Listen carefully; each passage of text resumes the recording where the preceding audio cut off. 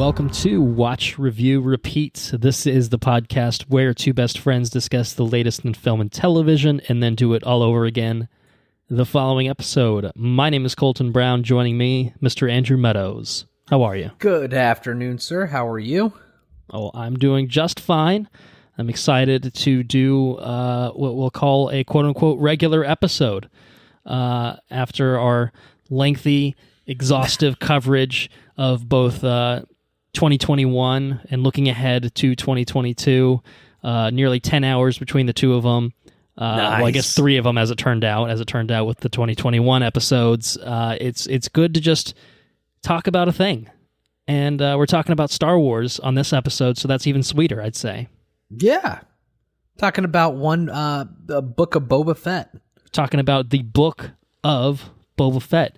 7 episodes came and went on Disney Plus. It's actually been I don't know, probably a couple weeks at least since it finished up. But we've been finishing up with those episodes, and now we're more or less back on track with the content that we previewed for 2022, and starting off with a bang. Starting off with Star Wars, with the TV show. So that's it's very exciting. I think so. It's a show that I never thought we would ever have ever. That's true. A fan favorite character revived in the Mandalorian season 2, to much of the fandom's delight, I think. And then, given his own show, once upon a time, I think there was supposed to be a movie. Maybe that's. I was going to say I didn't ask you before we started recording if you had a fun fact ready. It's been a while since we've had to do a presentation of a fun fact, so I don't know if you have one ready to go, but I can improvise real quick if I need to. Perhaps it's not the most fun of facts, but and it might be incredibly obvious. But Boba Fett did not die in the depths of the Sarlacc pit. He got out somehow. No. He made it out. And perhaps Book of Boba will tell you how he got out.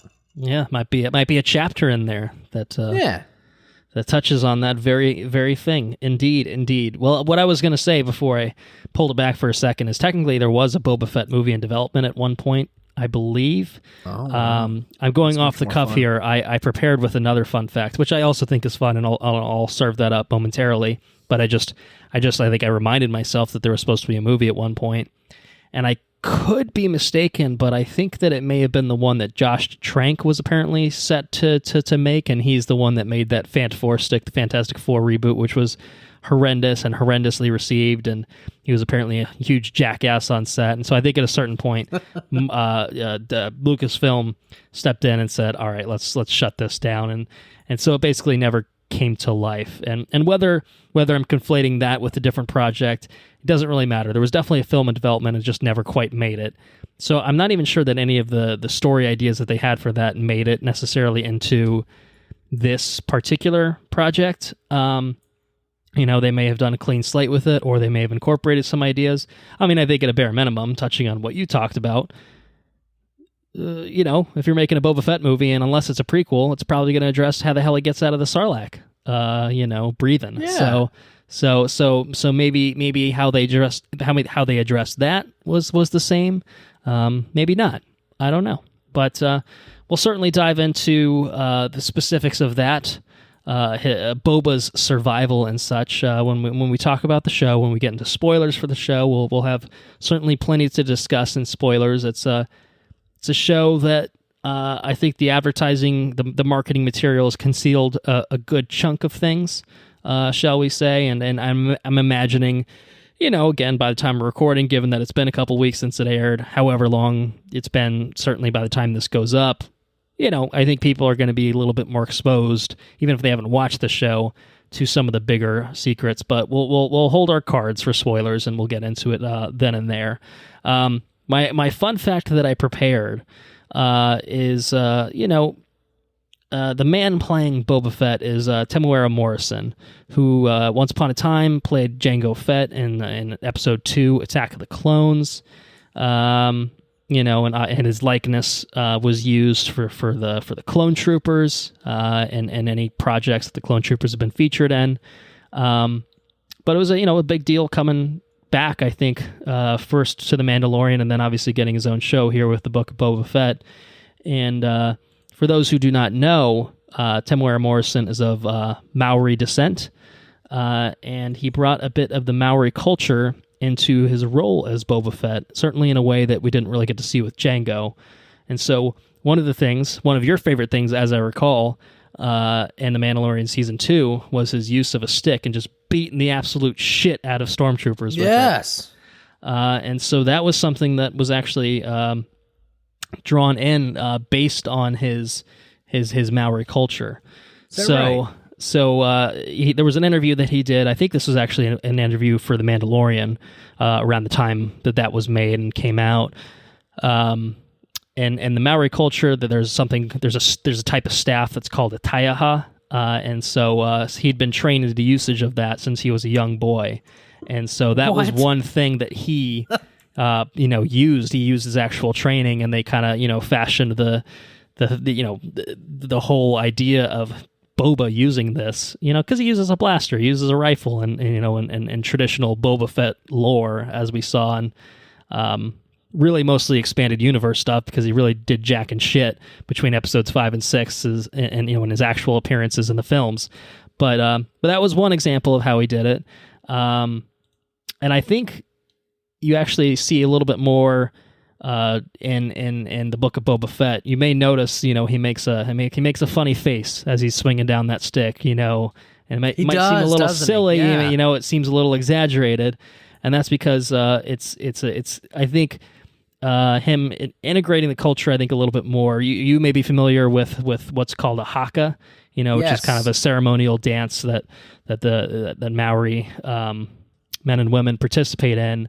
And during that dance, there's something It's actually the most badass, It's pretty fucking badass. It's fucking badass. There's no doubt about it. When you see a group of people, even if you see an individual doing it, it's badass. Like you're just like, oh shit, this is awesome. Shit got real quick. Yeah, but there's something within the dance called a pukana face, basically, which is kind of an exaggerated expression. Usually it's bulging eyes and tongue out type thing. And I don't know if it's quite as exaggerated necessarily within the Book of Boba Fett, but you see elements of, I think, his performance where he's really getting into it. It feels like, is he too into it? I think it's because it's really he's drawn on his upbringing, and bringing this character to life, which is cool. I think it's very cool.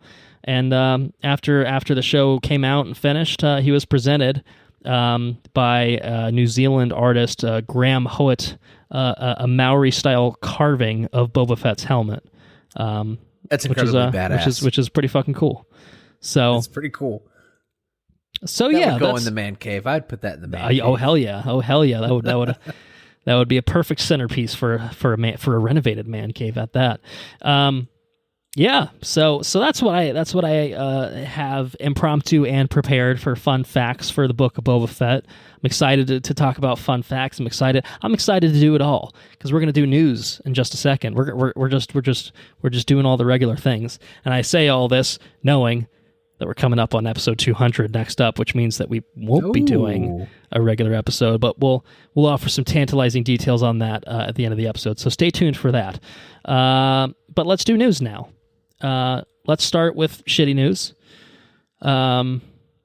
This is the point where, it's now been several weeks since we've had an opportunity to really address, news. We talked a lot about trailers and stuff that had come out recently, like obviously the Doctor Strange trailer we touched on, probably 3 hours into the last episode that we did, but we talked about it.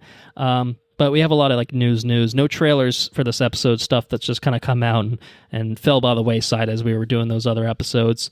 And so one of those things that fell by the wayside is unfortunately celebrities, recognizable faces, recognizable people dying. Never fun to talk about, but a few names I believe worthy of mention.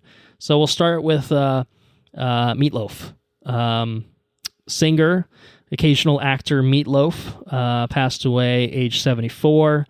I think, most prominently known, I think, for Bat Outta Hell, the album. Some other singles, I'd Do Anything for Love, but I Won't Do That. Also his appearance as Eddie in the Rocky Horror Picture Show. And I think some small roles in, looks like, Fight Club, Wayne's World. and it sounds like it was COVID that got him. Fucking COVID.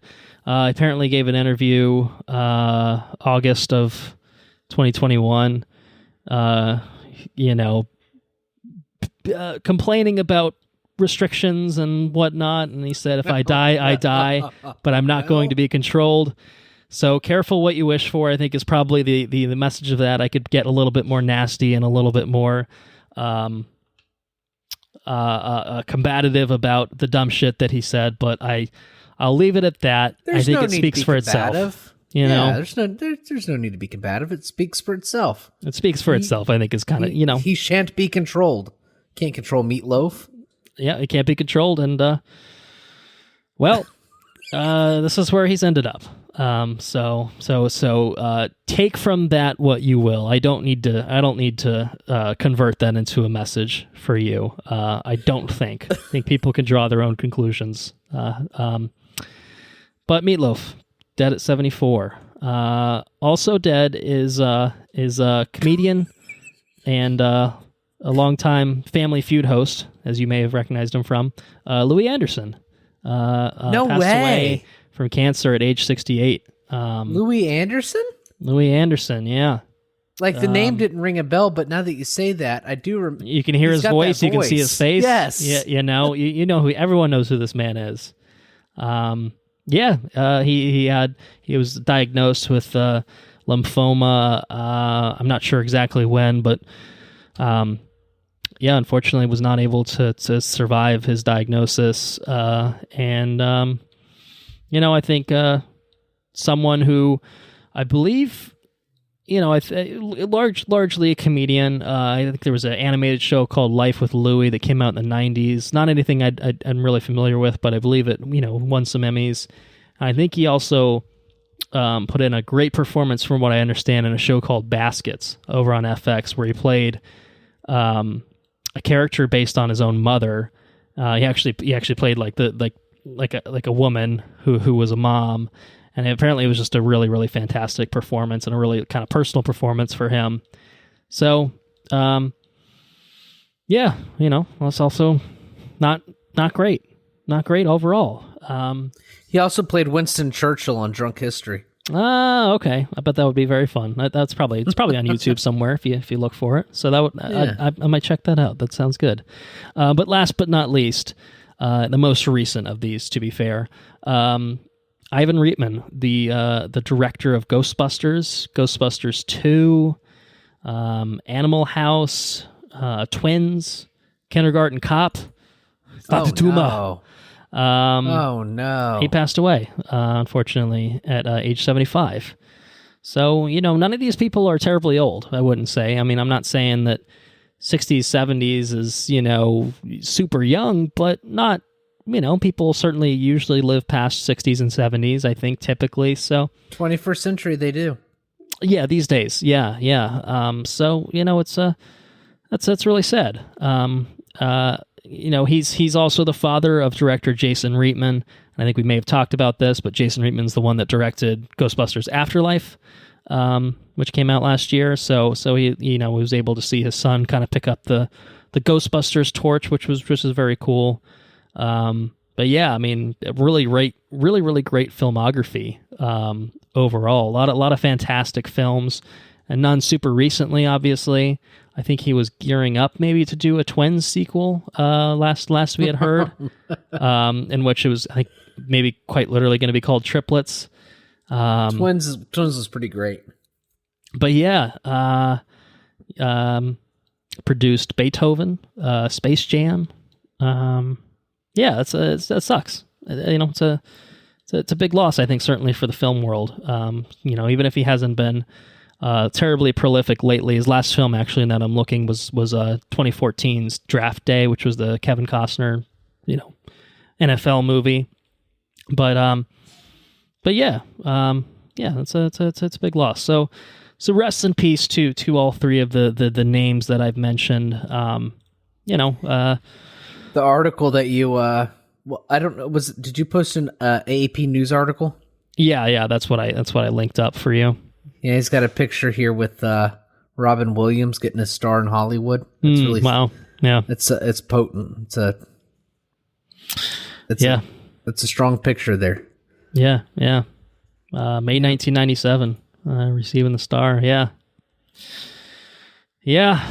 So it's quite the loss. So I'm hoping that come Dust 2-3 in the weeks, wind. dust in the wind.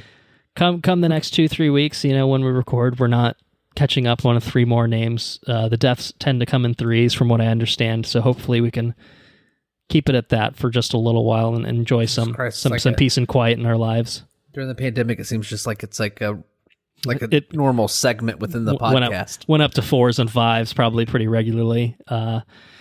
Things are for now a little better on that front, but hopefully everyone stays safe and hopefully everyone stays well. We can certainly hope that. Now moving on to some other pieces of news. We've got quite a lot of exciting pieces of news on tap for projects that will land beyond 2022, which is the reason that they weren't addressed until now.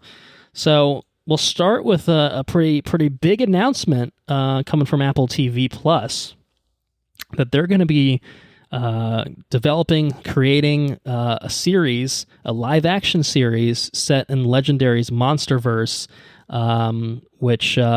which will center around Godzilla and perhaps some other titans, following the storylines of what we've seen in Godzilla versus Kong. It's getting a series order. So it's definitely seems to be happening. It'll come exclusively to Apple TV Plus, where it will premiere. I don't know. I'm sure no sooner than next year. But yeah, that's it feels like a pretty big get to have the words live action out of series. My mouth.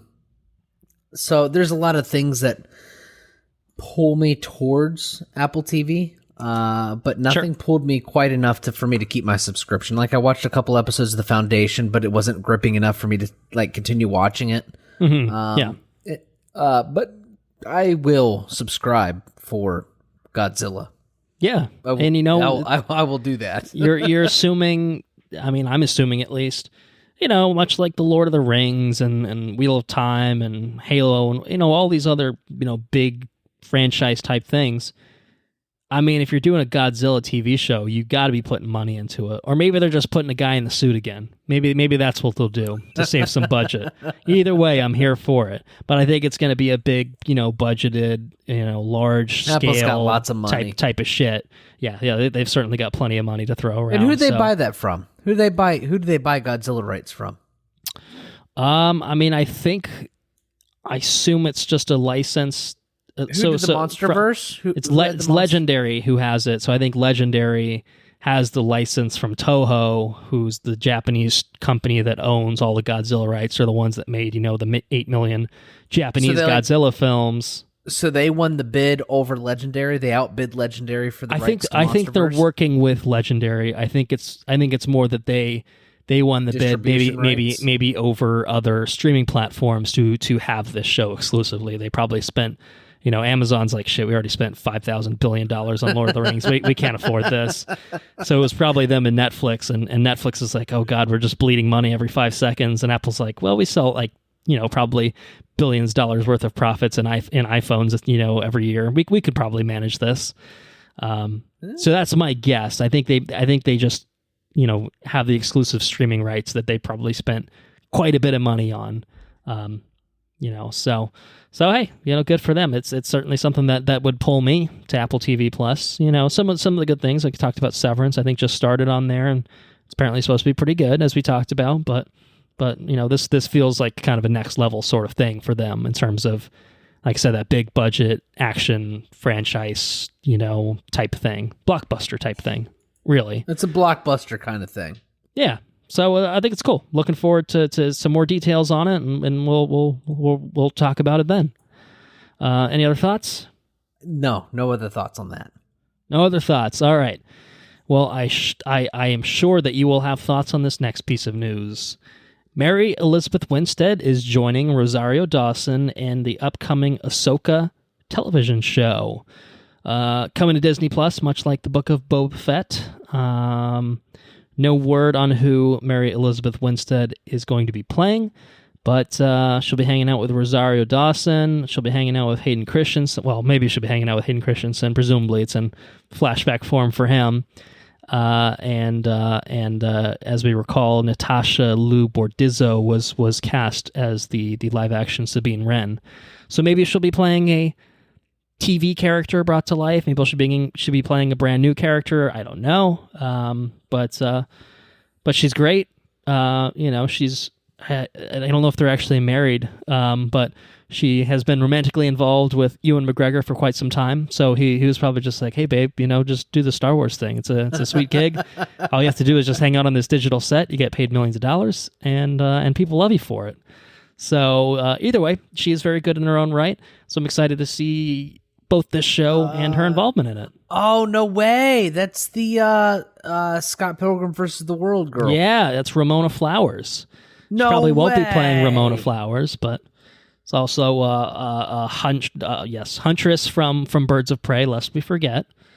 Okay. And a few other things. But yeah, what do you think about that? That's a good get. She's a good actress, for sure. I wouldn't pull. I do recognize her from Final Destination 3. 10 Cloverfield Lane. 10 Cloverfield Lane. Good role in that one. Live Free or Die Hard. That's true. She's a prolific actress. Yeah. Yeah. All the movies that she's played in have not been the best of movies, but they've been wildly entertaining. And I don't think she's been bad in them, right? No, so. No, it's a good get. Super good get. I'm excited about it. Yeah, so Ahsoka, probably a 2023 show.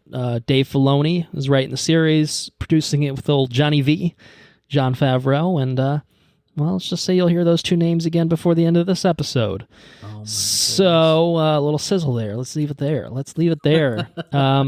Some more casting news. Very, very exciting casting news. Maybe even more exciting. Who's to say?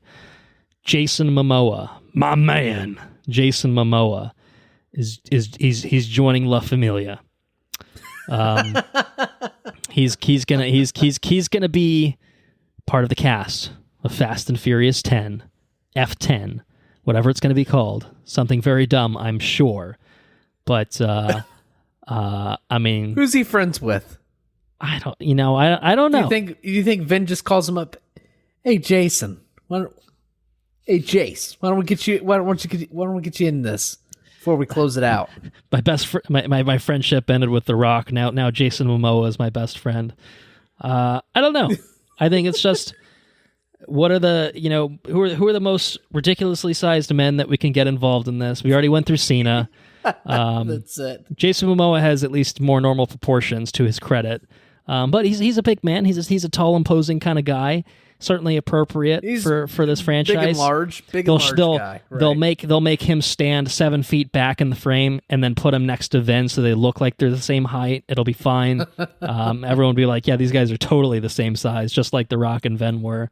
Jason Momoa's got to be 6 something, right? Yeah, like he's probably 6'3", 6'4" at least, I would guess.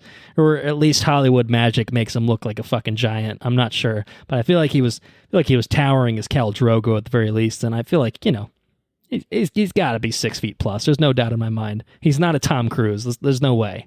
There's just no way. Could you imagine if he was? It just wouldn't be right. Just wouldn't be right, would it?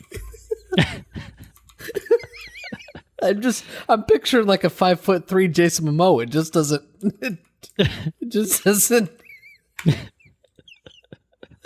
He's 6'4". 6'4". That sounds about right. Could you imagine a 5'2" Khal Drogo?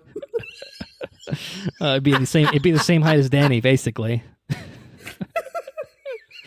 No good. But I'm excited for this. I don't know why that's so funny. He'll probably be playing a villain who joins La Familia about halfway through the film, maybe 3/4. That's how these things go. He's going to kill someone in the crew, but then they'll come back in F13. Everything's going to be great. No, and I thought it all ended with F10. You know what? You might be right. I think they're doing F10 and F11 possibly being filmed back to back, and then I think that's it. So you're right. And these are filmed in space, right? Or is that Mission Impossible? I think it's Tom Cruise doing something else in space, some other project, which might as well be Mission Impossible. But I mean, they already went to space in the last one. Who's to say they won't do it again? Who's to say they won't actually film in space this time? That'd be epic. I believe it. I certainly imagine they would absolutely not put themselves above doing that. I mean, I'll see it anyway, but I would sure as shit see it for that alone. But yeah, so he's going to be playing, I'm sure, a villain who will be solely a villain in the 10th one, and then he'll be part of La Familia in number 11 against the ultimate big bad. Whoever they can conjure. The biggest man they can find for 11. I think they write him in as The Rock's brother. Like, they just, like... He's The Rock's brother. Yeah, that's a good idea. Because they've done Vin's brother. They did Dom's brother. Now it's The Rock's brother. It's like The Rock's not going to come back. There's too much of a shit fit between him and Vin. So we'll just get the next best thing. It's Jason Momoa. He's his brother. And he's evil now. It seems like a total move. Yeah, you're not wrong. I think that prediction is actually highly likely to come to pass. So you heard it here first. Possibly. You heard it here first. An exclusive scoop for Watch Review Repeat. Jason Momoa in as The Rock's brother in F10. All right, let's keep on the casting train. More kind of just like, all right, what's going on here kind of casting news. What the fuck is this news? Dakota Johnson is playing Madam Web for Sony and its upcoming Marvel film called Madam Web. A film. Making a Madam Web movie? You need a whole movie about Madam Web? A whole movie about Madam Web. Everyone was asking for it. Like Andrew has privately told me off air at least once a week for the past 2 to 3 years. He's like, when the fuck are we getting that Madam Web movie, man? Like, I've been waiting for that shit. Morbius is exciting and I'm really looking forward to it and all, but and then I loved Venom and Venom Let There Be Carnage, but when am I getting Madam Web? When am I getting Madam Web? Well, you're in luck. Madam Web is here. Let me just read from the Deadline article because I think it actually actively summarizes why this truly makes very little sense on paper. In the comics, Madam Web is depicted as an elderly woman with myasthenia gravis, which I don't know what that is, but she was thus connected to a life support system that looked like a spider web. Due to her age and medical condition, Madam Web never actively fought any villains. For that reason, sources have stressed it's possible the project could turn into something else. Insiders say due to her psychic sensory powers, she is essentially Sony's version of Doctor Strange. AKA, we're not really making a Madam Web movie. We're calling it that, and we're just going to do something else entirely because I guess we have the rights to this character. We might as well take an old script and turn it into a Madam Web movie, and maybe some slight name recognition and tangentially tying it to Spider-Man and all the other villains that we're doing will make this movie more money. And honestly, if Morbius ends up making money, then I understand why Sony keeps fucking doing it. On paper, I'm just like, why is any of this happening? I don't want any of it.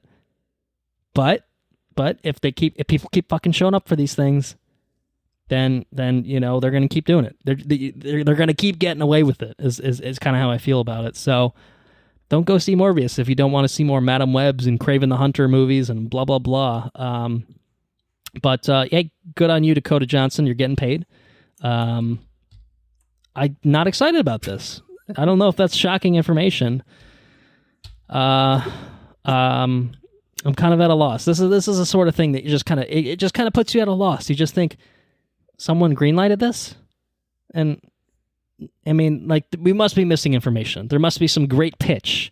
There must be something that feels like someone somewhere thinks this is a good idea that will make money, because it comes down to that. It's going to make money.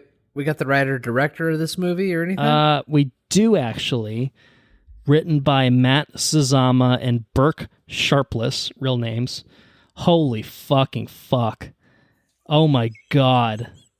Screenwriters of Dracula Untold, The Last Witch Hunter, starring Vin Diesel, Gods of I saw Egypt, that. Gods of Egypt, and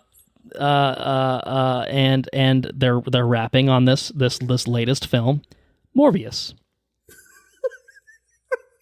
I shit you not. I mean, holy shit.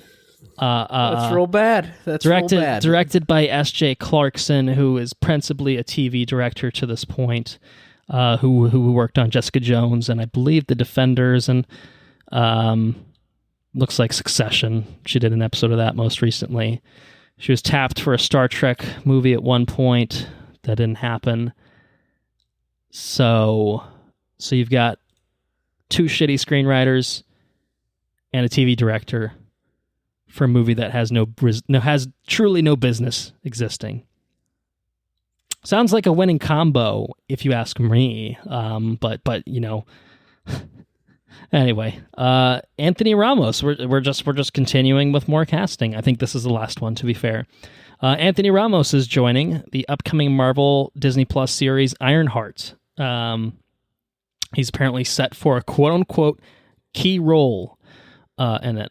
And that's basically what we have to work with. Ironheart's starring Dominique Thorne as the character Riri Williams, who's a genius inventor, creates an Iron Man suit basically, and fills that void. But basically, Deadline sources are saying the role will be similar to how Jonathan Majors was introduced as Kang / He Who Remains in Loki, where he's going to have a big role in the series and then reprise the role in future Marvel projects.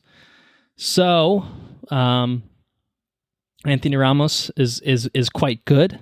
He was very good in The Heights, very good in Hamilton. Now that I bring it up, we're just gonna go through that thing where we just wanna watch Hamilton again.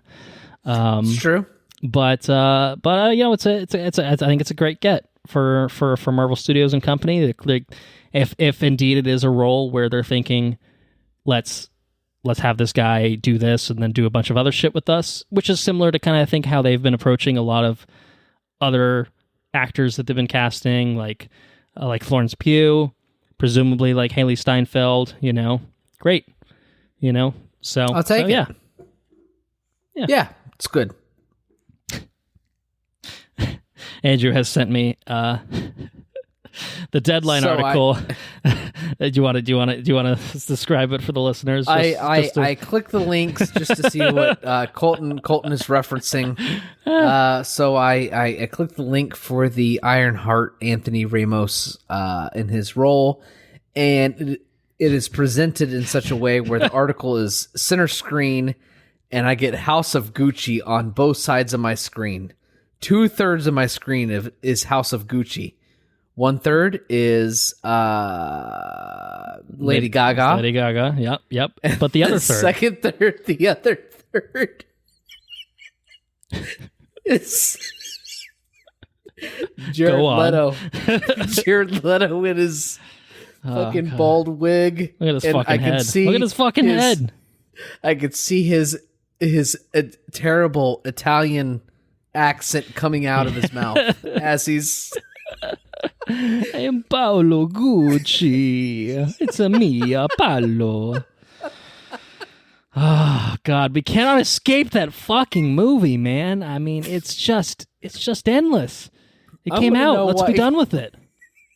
Let's be done with it. Best Supporting Actor nominated is Jared Leto. Not for the fucking Oscars. Not for the Oscars. We'll get to that at the end of the news. Critics' Choice Award nominee. Critics' have their heads up their ass is what I would say about that. They watched a fucking different movie than me. It was the one that they were looking inside their rectum for, and I don't want anything to do with that. That's just not my thing. That's what I'll say about that. It's just not my thing. So you know what? That actually is this is a great opportunity to segue, because you may recall that Jared Leto had a role in a film called Blade Runner 2049. I do. And I don't recall hating it as much as... certainly not as much as myself. I think he was, as far as Jared Leto standards go, totally fine. Certainly far worse in his other subsequent projects. He played a godlike character, like he had a god complex. Yeah, he was a kind of emotionless kind of, and if you give by anybody design like character. a god complex role, I feel like Jared Leto can nail a god complex role. He certainly loves himself. Yeah, exactly. Like he can totally nail it. Like, I created everything. Blah blah blah. Yeah, there was no accent. He didn't. It was mostly just him with long hair and like maybe some future-y type of aesthetics. But other than that, it was pretty normal. Pretty normal kind of thing for him.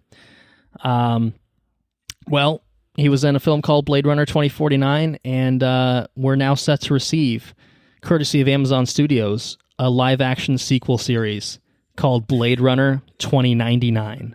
I click your fucking link and I get the same.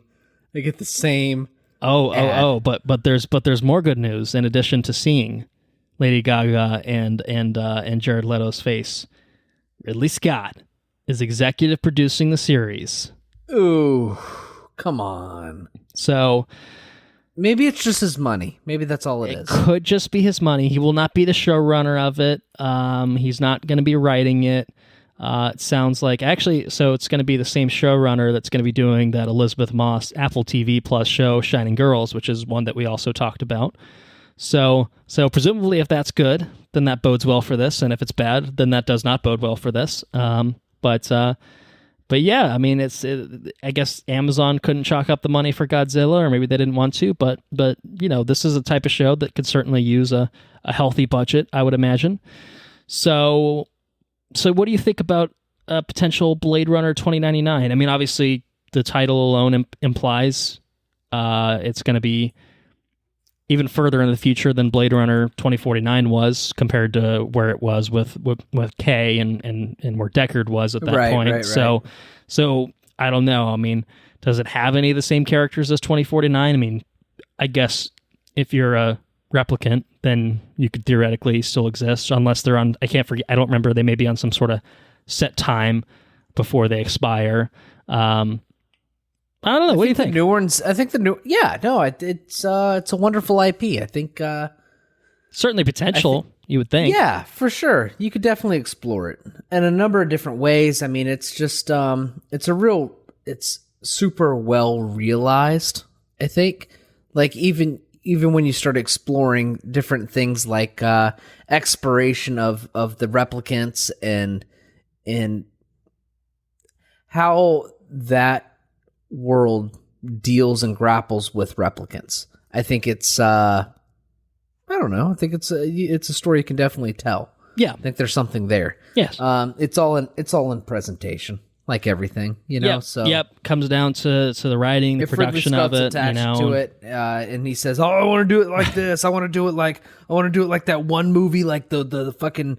I want to do it like the Wolves, like that Wolves show I did. I can't remember the name of it because I'm senile as fuck, and I just want to keep making shit.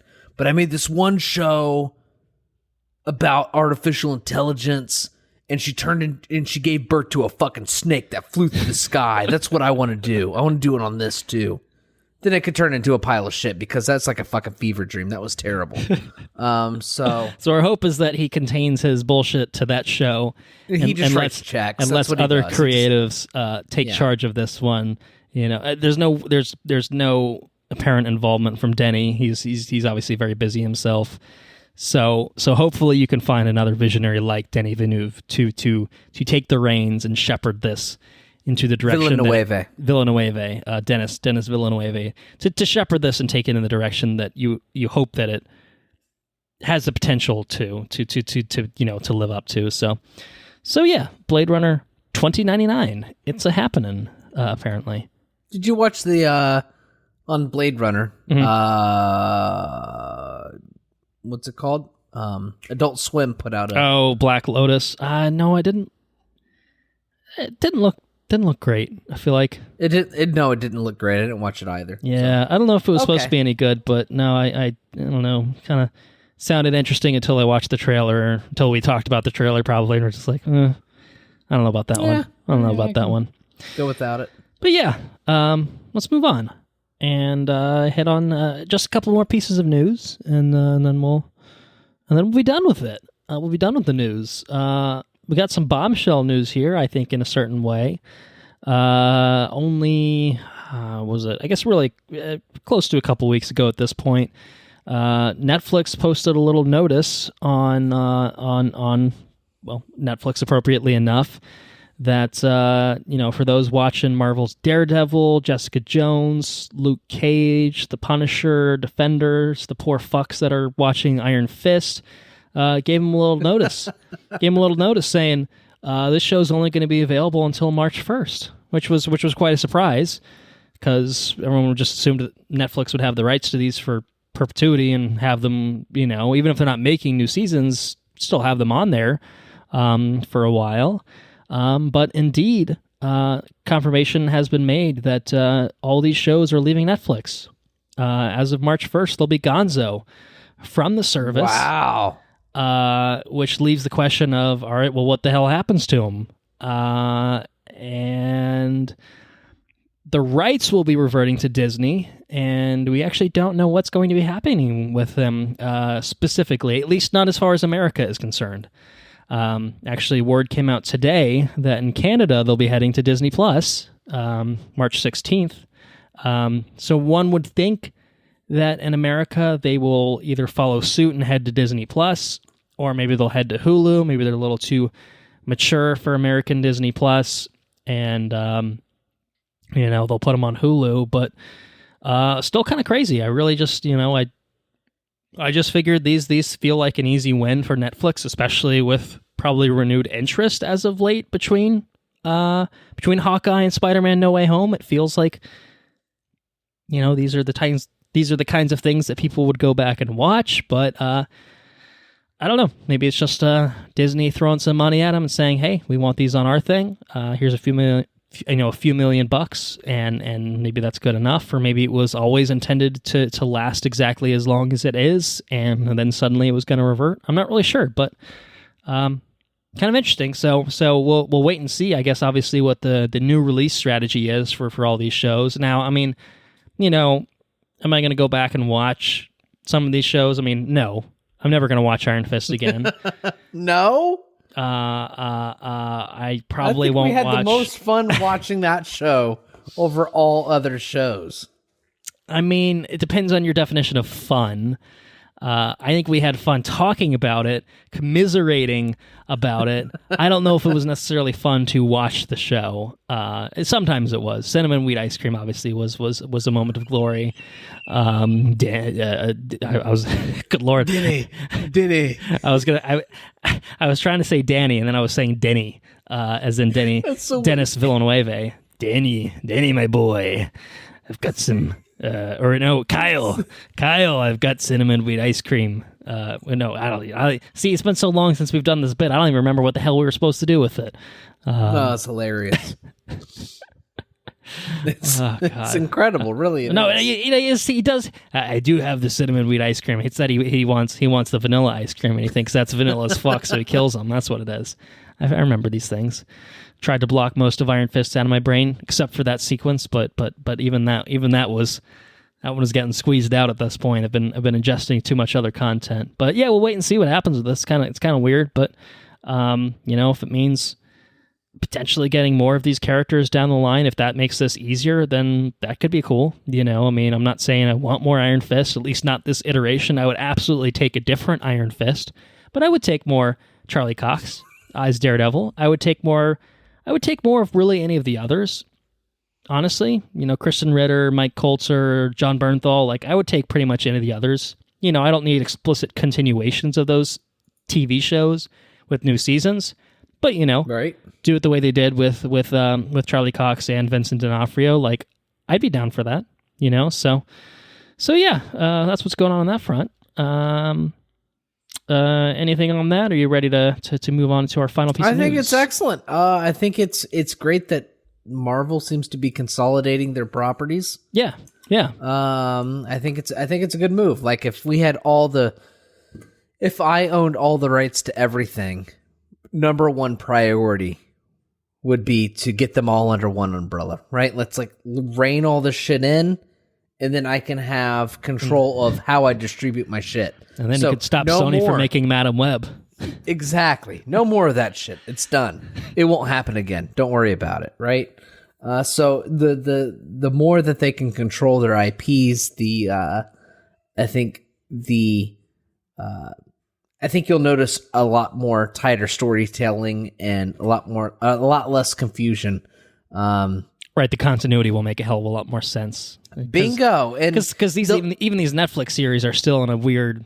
Well, are they canon or and they are they were not? good. Like I think they were largely more good than they were bad. Right? Like Yes, I enjoyed Punisher. On the whole, I enjoyed Daredevil. Yes, I think on the whole it was good. I mean, Daredevil alone, I think buoys all of them. But Jessica Jones had a great first season, minimally. Punisher had two pretty good seasons. But yeah, they're kind of a weird, darker corner of the universe that, doesn't really make sense next to the other ones. There's, no real reference to things other than like, there's a green guy and a flag waver. And I was like, all right, well, you could just say the Hulk and Captain America. It's fine. And but it was a weird place that they existed in. It totally makes sense though, right? Like your Captain America and Captain Marvel aren't concerned, or like your larger street level, and then there's like global threat level, Yeah, global threat level is not going to be dark. It's not a dark kind of situation. It's like, hey, listen, this guy's going to wipe out the universe. It's very black and white. It's easy. This is what we got to do.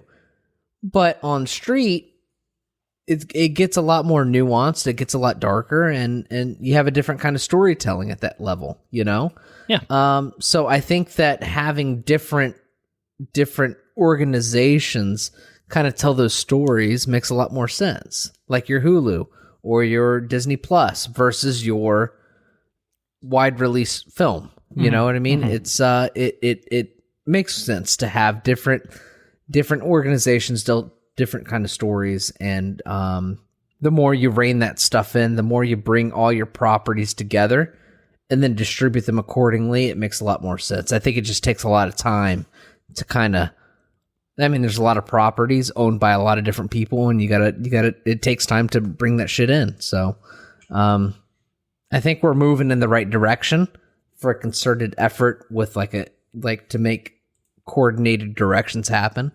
And I think once we get there, it'll be really, really cool. I think we're in a bright time for Marvel stuff. Yeah. So yeah, definitely. I mean, we're, it feels crazy given that we've had 4 Avengers films and an Avengers film that set box office records, but it feels like Marvel is at the height, of what they're doing. They're at the forefront of having simultaneous film and television storytelling, and maybe this does help kind of clean things up to keep that going, I guess, and keep it all kind of contained and together. So yeah, be interested to see where things land and what if anything to do with these characters moving forward. So yeah. Last but not least, for news on this episode, the full list of nominations for the Academy Awards, the 94th Annual Academy Awards, have come out. So, leading the nominations, what you got? Real quick. Yeah, go for it. There's a big question I have for you. All right, and I don't think we've ever talked about it. There's a number of different award ceremonies for these shows, right? Well, there's different awards ceremonies. I mean, for the Golden Globes versus the Critics' Choice Awards, as we've now talked about, versus the Academy Awards. Is that kind of what you mean? Or are you thinking? That's kind of what I mean. So let's pick your brain. What is the Critics' Choice Award? Let's start with that. What is Critics' Choice? I mean, are you the expert on these different awards? Like, what is the definitive?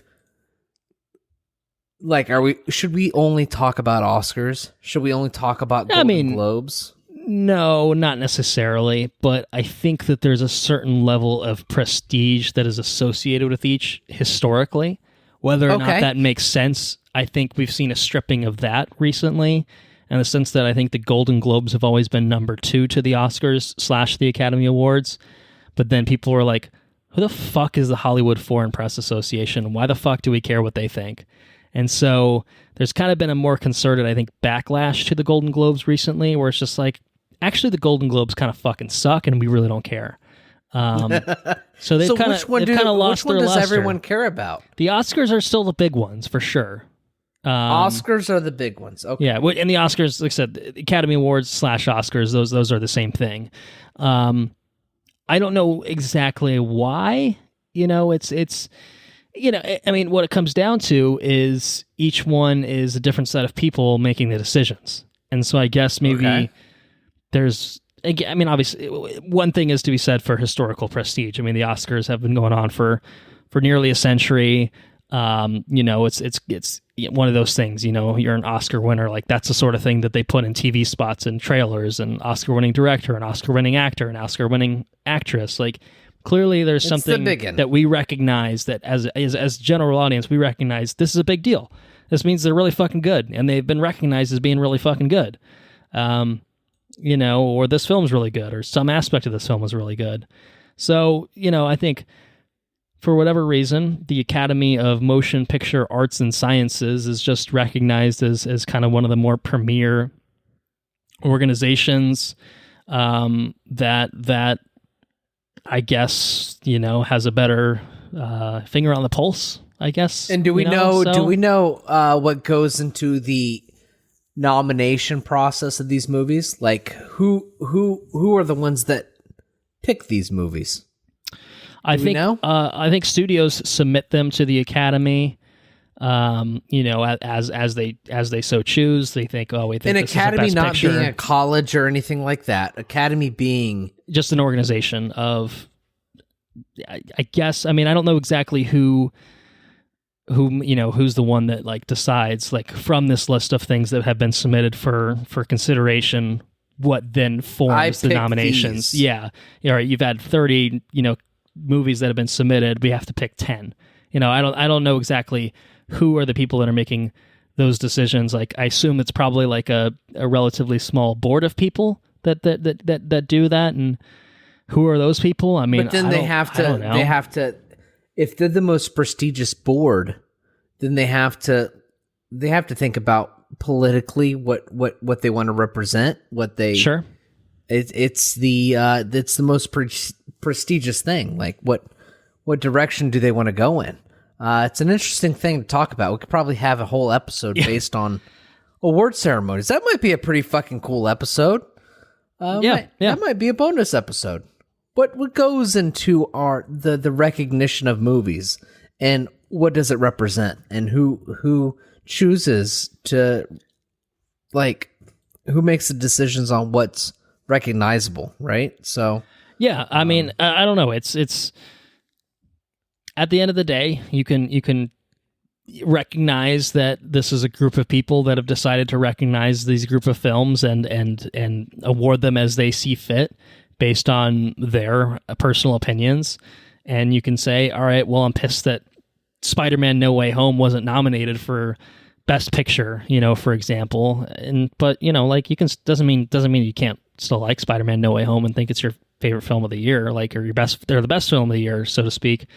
Why Denis Villeneuve is not recognized for Best Director? Correct. It's like, it doesn't make any sense. Who made that decision? Right. I mean, there's always snubs every year, and there's always weird kind of out of left field type of, they got nominated? Okay.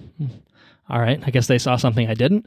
We're like, they're fine, I guess, So, yes, there's probably a lot more nuances to who's making decisions, why they're making decisions, what are the influences on them in making these decisions. I don't know. I don't know the exact answers to that. All I can say, I guess, pulling it back, more broadly, is the Oscars are not the end-all, be-all, but they certainly are the most prestigious, I think. So Critics' Choice is a different organization. Golden Globes is something else. I think, there's so many, I mean, types of awards for any of these things that you can, find something, and they usually tend to have commonalities, don't get me wrong, of certain movies sharing a lot of nominations, certain actors, actresses, etc. But anyway, perhaps that's a conversation that we can dive into more fully another time. So why don't we get into the nominations? Does that sound good to you? We've hit on some of the notable exclusions, but let me just throw some information out there, and we'll call it at that for at least again for this episode. So Power of the Dog scored a total of 12 nominations, which is the single highest for any of the films. Dune has 10 nominations, second highest. West Side Story, Belfast has 7. King Richard has 6. So in terms of what has been nominated, and this is a side note, to maybe further illustrate that why does the Academy do what they do? Why, what's the decision making process? What goes through these people's heads? Is apparently for the telecast they've decided to not air the awarding of certain awards, like I don't know, some pretty big fucking awards like best editing, best sound, best original score, best makeup and hairstyling.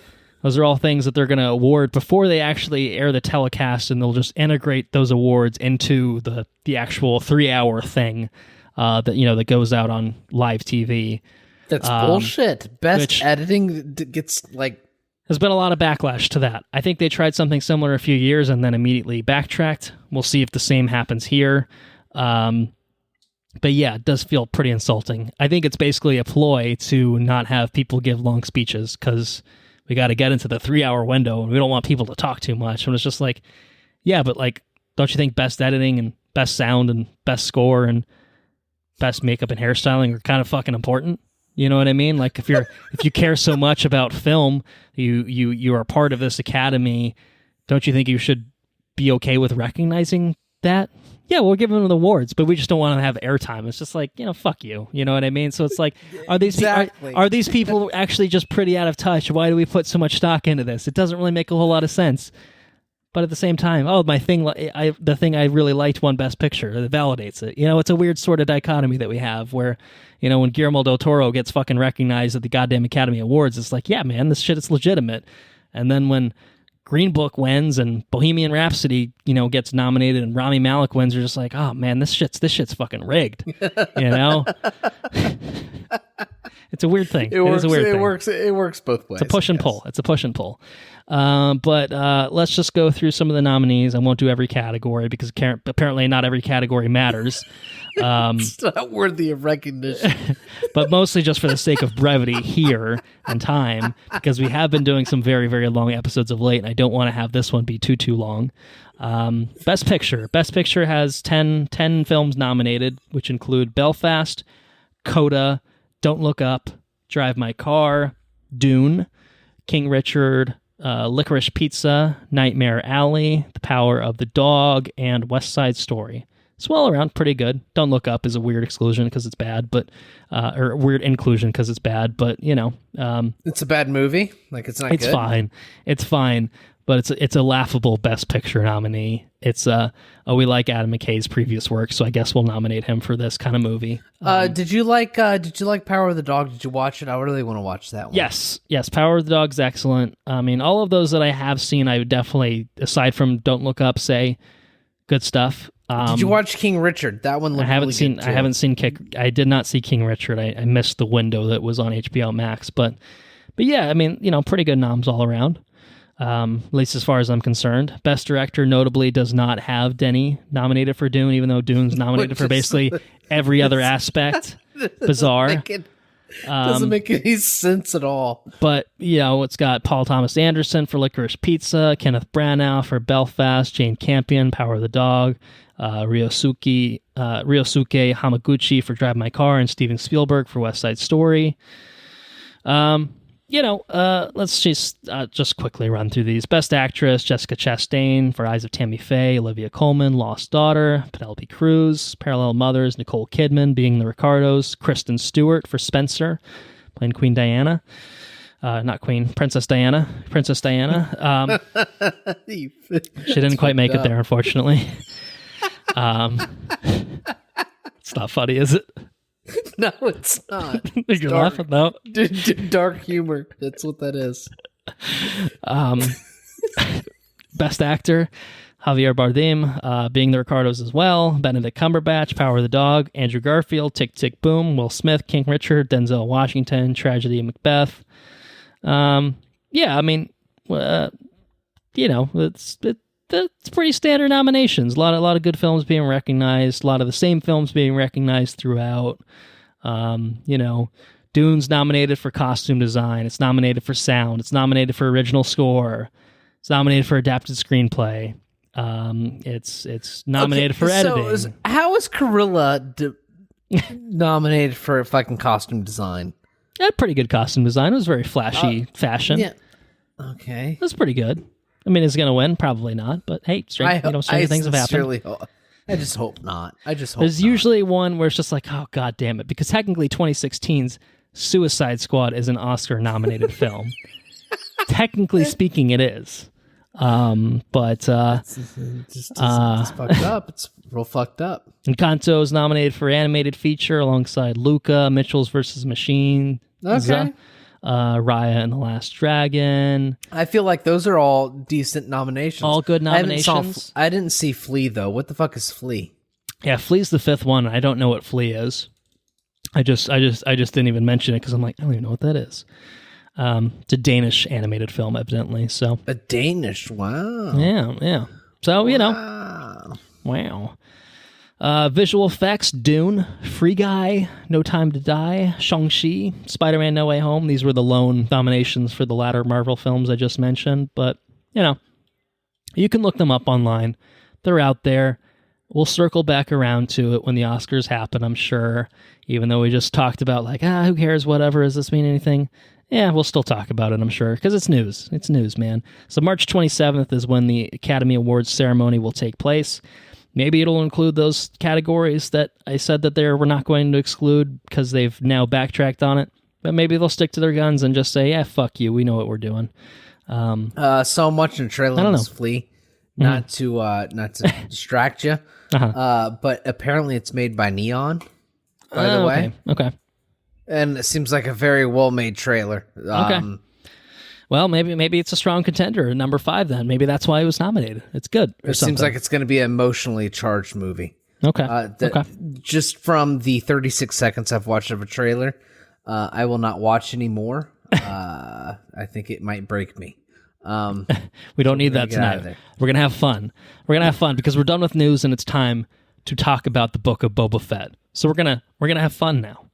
And we got to crank it up too because we have not very long talk about it.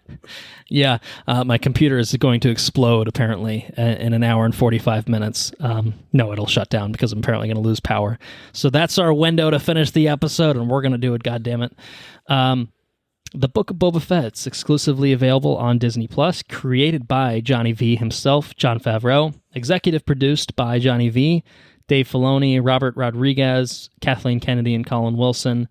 Stars Temuera Morrison, Ming-Na Wen, and a lot of other people that I don't really want to talk about right now, but we'll talk about them later.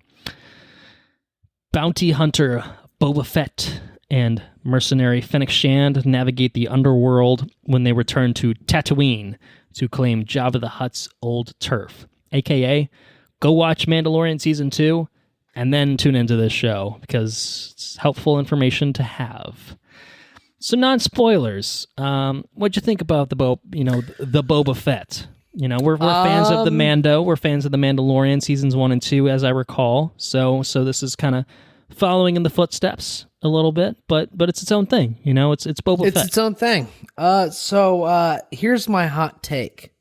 I'm just gonna fucking take it. He's gonna throw it out there.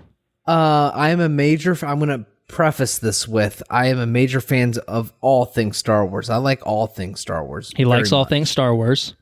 I think that I enjoy Boba Fett. I think Boba Fett's a cool character. I think his lineage is cool. I think he's just a really cool character. I think the way that they integrated him with the Mando is really cool. And I think the Mando is super fucking cool. I do think that the best things about the show are the Mando.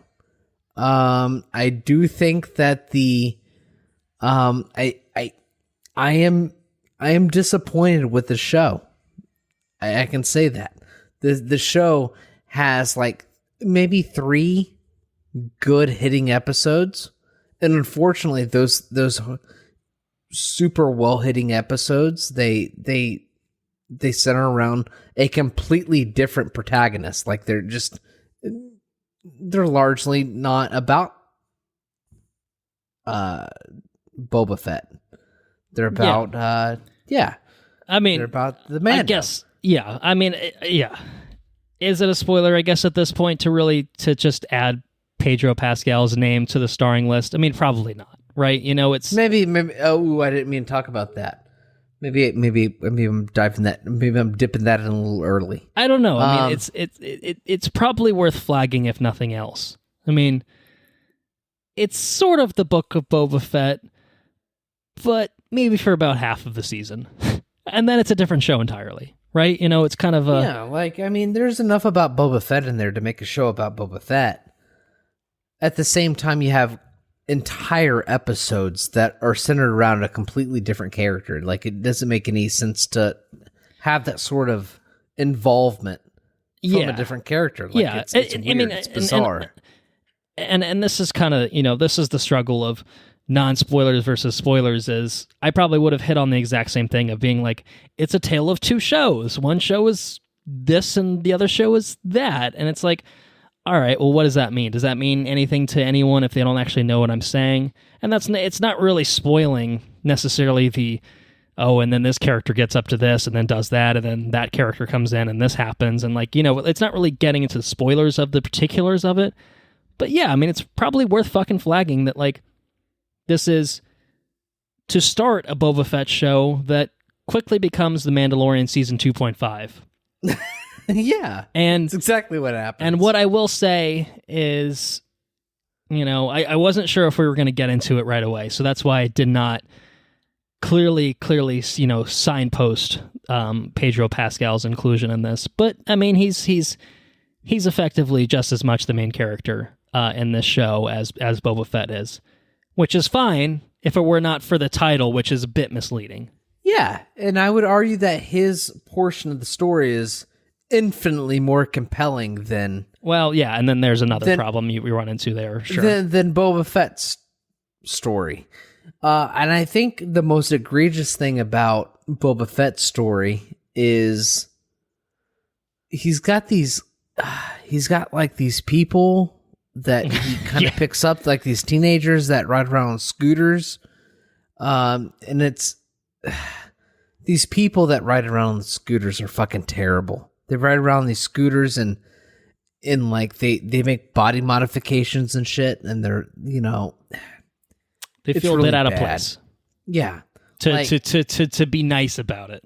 I guess you have a largely gray and like brown kind of thing, and they ride around these scooters that are like pink and sky blue, right, and glittery, and they move in a different way, and like everything about the characters is completely out of place. Like, it's whiplash. It's stark and it's real bad. I am very much not a fan of those characters. And when they show up, probably at least a third of the time, I'm pulled out of it. Like, it's like, God damn it, these people are back. I don't want these fucking people back. There's moments that are about Boba and his adventures and stuff that are pretty compelling. They're pretty cool. But then you get the whiplash treatment, right? Like, you just get completely yanked out of it. It's a weird show. And I think it's definitely not the best stuff that we've got from Star Wars. It's not as good as Visions. Like, Visions had good and bad episodes, I think. But when it was really good, like, it was incredibly fucking good. Like, it was awesome. This was it had cool episodes, but that's what they were. They were cool episodes. I didn't think they were completely epic. And when they were bad, they were really fucking bad. Like, they were just like, I don't know why I'm watching this. It's really bad. I did not enjoy it at all. So I think this was the weakest of the stuff that we got from Star Wars. It pains me to say because it's about a character that I think is cool. I think that we got cool stuff from him in The Mandalorian, and we got cool stuff from him in this series, but it was few and far between, and it was, I just think it missed a lot of the marks. Like, it was wildly inconsistent. So, yeah, Boba was a sad thing for me, largely. So, interested to hear what you say about it. Maybe you can turn me around. I probably won't attempt to. I enjoyed the show overall, but it is absolutely, without a doubt, the weakest of the Disney Plus Star Wars content we've received to date. I don't think there's any question about that, and I think it absolutely can be tracked to how uneven it is. The Boba side of the show oscillates between being kind of cool to very cool to, wow, this is fucking lame as fuck. And the Mando side of the show is Mandalorian Season 2.5, and it's more of what we loved from Mando Seasons 1 and 2, and that's great. But it's weirdly placed in a show called The Book of Boba Fett, and there's a lot of, and it's not just a one-off cameo type thing. It's fully plot development, and and there's more than just Mando's inclusion, and that's the stuff we'll really dive into in spoilers. I mean, it may seem like, oh my god, they're like really getting into a lot. Like, no, there's a lot. There's a lot within this show, and it's cool how much it gets into, but it all feels weird in this package. It feels like a weird hodgepodge of various things that like Johnny V had ideas for that were kind of thrown into this package because it's not quite Mando Season 3. And it's sort of a Boba Fett spinoff, I guess. I mean, it is, but then it's more than that. And it's just like, did it need to be more than that? I mean, maybe it's for the best because the best stuff was the non-Boba Fett related stuff, I think, ultimately. But I think that kind of highlights, I think, the biggest bummer about this show is I think they almost expected the audience to just rely on Boba Fett being a cool character to justify why they spent the screen time with Boba Fett the way they did, and it sucks because it feels like it's a waste of Temuera Morrison's presence in the character, but they kind of didn't give him a whole lot to do, and so it's it feels like a missed opportunity, like to have this character who's done really not much besides stand around and look like an idiot, in Return of the Jedi, getting knocked into the Sarlacc pit. Like, it felt like it could be a redeeming type of story, but it ultimately ended up kind of being he was cool, but like he was way cooler in Mando Season 2. Like, I wanted to see that guy more so, and here he's just kind of standing around like listening to a bunch of punk kids who look like fucking morons. Like, okay, all right. And maybe it sounds like I'm being harsh, and maybe, it's just as harsh as you are being, because I did enjoy the show, and I think I enjoyed it in spite of its flaws. But to me, I guess I did expect more out of it. I expected it to be closer to the Mandalorian type of quality that we've gotten, especially because Johnny V basically wrote all of the episodes. Didn't direct any of them. Robert Rodriguez directed a lot of them. To be fair, I think some of this can definitely be tracked to Robert Rodriguez, because I felt like the episodes where he was involved were actually some of the worst ones, bizarrely enough. And I think I usually like Robert Rodriguez stuff.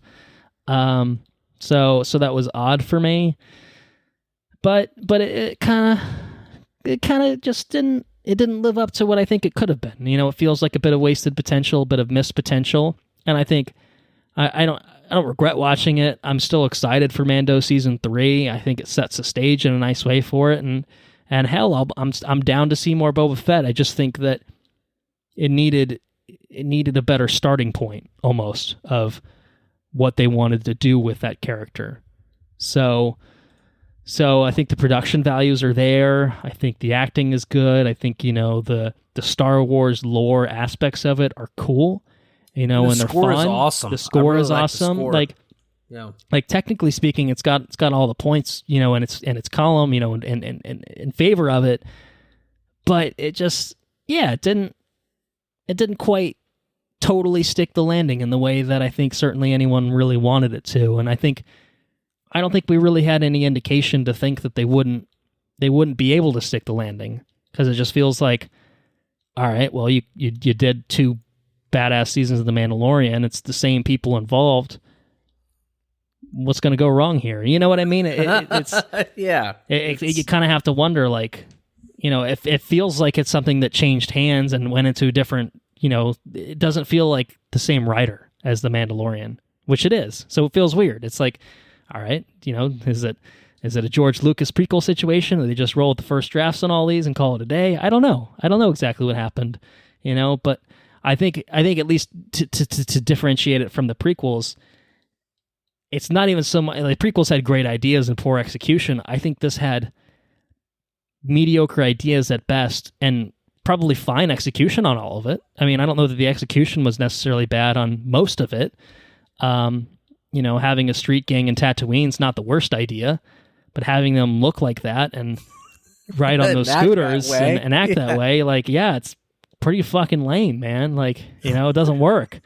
And especially when you've got a badass character like Boba, and it's just like, well, why is this dude giving them the time of day? You know, it's like, this is the it just doesn't make any sense. You know, that it doesn't, you know. So but I think more generally it doesn't have a huge narrative thrust. Like Mando had, oh shit, I've got this fucking little Yoda. Yeah, I got baby Yoda, and I got to get him back to his people. Like, that's a big thing, and obviously he's doing these side quests and upgrading his armor and shit along the way.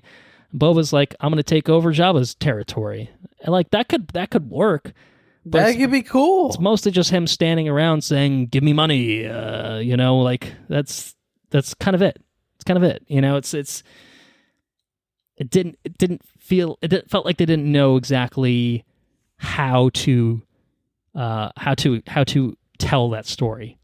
You know what I mean? It just felt like they didn't know where the plot beats they were going to hit were. They just knew, we want to have them be this, and that'll be that. So, I mean, yeah. I mean, that's kind of where I'm at with it. So, like I said, not really trying to convince you otherwise. You know, I by no stretch of the imagination did I hate this show. I mean, I think it occasionally veers towards being bad. I don't know that it ever actually gets to, oh no, this is actually just bad territory for me. Yeah, some of the fucking street writer, but it does get into occasional, we're just doing the prequels again territory, which is not the area you want to be in terms of Star Wars. I don't think. No. But I mean, do you have any other non-spoiler thoughts? No. Why don't we do a recommendation then? I think, you know, well, let's set this up. Very yes, totally fine, and shithouse. Those are the 5 recommendations that we'll hand out. And I think this might be the first Disney Plus Star Wars show that we're not handing out a very yes to. I think that's probably fair to say. I think we probably did it for Visions, if I'm not mistaken. I feel like we gave Visions a very yes. Yeah. Right? Yeah, I'm sure we did it for Mando seasons 1 and 2. So yeah, I mean, I guess the question is, how far does it slide down for you? It's totally fine. Totally fine? Okay. Yeah, I am gonna say yes, but it's unfortunately it's because of the non-Boba Fett stuff mostly. The non-Boba Fett stuff I think is all very yes stuff. I think overall. And the Boba Fett stuff, I think, is some combination of yes and totally fine. Maybe occasionally dipping into fine, arguably shithouse territory with the Scooter Gang. Scooter Gang was definitely the worst. And they did recur far more often than I would have preferred, but they weren't bad enough to drag the whole thing down for me. But unfortunately, they're absolutely the weakest aspect, and that's what stands out, and that's what you remember. You know, and it overshadows some of the best aspects of this show because you're thinking about, what the fuck were they thinking? You know, and it makes you mad. It makes you mad thinking if they just changed that one thing, the complexion of this show is dramatically different. Even if those scooters are just covered in sand and shit and it's normal different colors, like, it changes the complexion of the show. It quite honestly does. It's a design decision that radically alters your perception, which is a bummer, because I don't know who it worked for. I don't know who it was for. But I think that putting aside my disdain for that, and I have to what's the word I'm looking for? Vehemently argue with somebody if somebody says those were the characters I showed up for. That I can't believe Star Wars. The Kathleen Kennedy gave me those characters. Oh my God, they showed up. I like the one guy with his his Google Glass on one eye, and the girl with the robot arm and stupid hair. It's fucking terrible. It's terrible. And I think the scooters are the worst because that's the worst aspect of it. I can deal with them. They're not speeders or anything else. They're fucking scooters. They're Vespas. They're riding. They're Vespas. They're fucking multicolored, bright ass Vespas in Tatooine, in the sands of Tatooine. And I saw someone did a shop of these exact characters in the streets of Coruscant, and they look fine. They don't look out of place there. They're like, all right, I mean, it's still dumb and goofy, but at least it sort of fits the prequel-ish vibes of Coruscant and the colors and, the underworld and whatever. But in Tatooine, they're just like, what? We're hard as fuck. We ride around on fucking scooters. Yeah, we're a street gang. People really fear us. These Vespas strike fear into the hearts of the men and women of Tatooine. All the hardened gangsters in these crime-ridden territories of Mos Espa and Mos Eisley. They fear none other than the street gang, the Vespa street gang. Like on one hand, you have the guy from Justified. What's his name? Timmy the Elephant. Yeah, you got Oliphant on one end, right? Like, I'm like the fastest shooter of the West, blah, blah, blah, blah. And then you've got, on the other end, we ride around on these fucking Vespas. It's like, oh my gosh, there's such a huge disconnect. It's terrible. Yeah. It's real bad. And there was a huge disconnect in the show, and that's largely it's largely attributed to them. Yeah, I think. Yeah. So without a doubt. I mean, excise them, change them slightly. The show bumps up. Like that's what holds me back in a huge way. I mean, I think the Boba Fett stuff is still kind of not up to the potential of what it could have been, but it's all fine. It's all totally fine at a bare minimum. That's the aspect that veers below totally fine that makes me wonder, okay, is this even a yes show? Now, I'm giving the Mando stuff a lot of credit. I think in the Boba Fett stuff has enough moments where it's pretty cool, enough to knock it up a little bit, but it's hard to not be totally disappointed with some aspects of the show, I think. So even though I'm giving it a yes, I'm going to say that it's probably a yes that's very close to a totally fine. I'm being generous, and maybe it's my Star Wars, my bleeding hearts, my bleeding Star Wars heart that's being a little bit more generous than it would be for some other things. But yeah, that's where I'm going to stand with it in terms of recommendation. You want to do some spoilers for this? Yeah, totally. We can get into it. Full spoilers for the Book of Boba Fett. So, I mean, I think really the best way to tackle this is I see this as 3 different stories. You've got Boba's flashbacks, you've got Boba's present day stuff, however you want to classify it, and then you've got the Mando stuff. And yes, those, eventually sort of intersect in some sort of way, but it's really those 3 storylines. And I think it's a pretty clear trajectory of the Mando stuff is best, the Boba flashback stuff is second best, and then the Boba present day stuff is the worst. Again, largely due to the inclusion of the supporting cast and their prominence. So do you want to go through those maybe one by one, and then we can call it a day on Boba? Does that seem like a decent plan for you? That seems fair. Let's do it. All right. So where do you want to start? Do you want to start low? You want to keep going in on the street gang, or do you want to pick it up and go somewhere else first? I'll say that the Street Gang is the worst. It's the worst. I mean, it's the problem with the present day stuff, and it's him, in this, it's like trying to take over Jabba's territory, trying to work with other criminal enterprises, but it's clear that, like, Boba Fett has no fucking clue what he's doing, in terms of, like, how he's supposed to run this operation, and, like, his whole explanation is, I'm tired of working for people that fucking suck, and I'm tired of taking orders from these assholes. Like, I'm gonna take over and do it myself. But then, like, his whole thing is like, hey, Finnick, what should we do here? And she's like, I don't know, you should do this. And he's like, I'm gonna do that.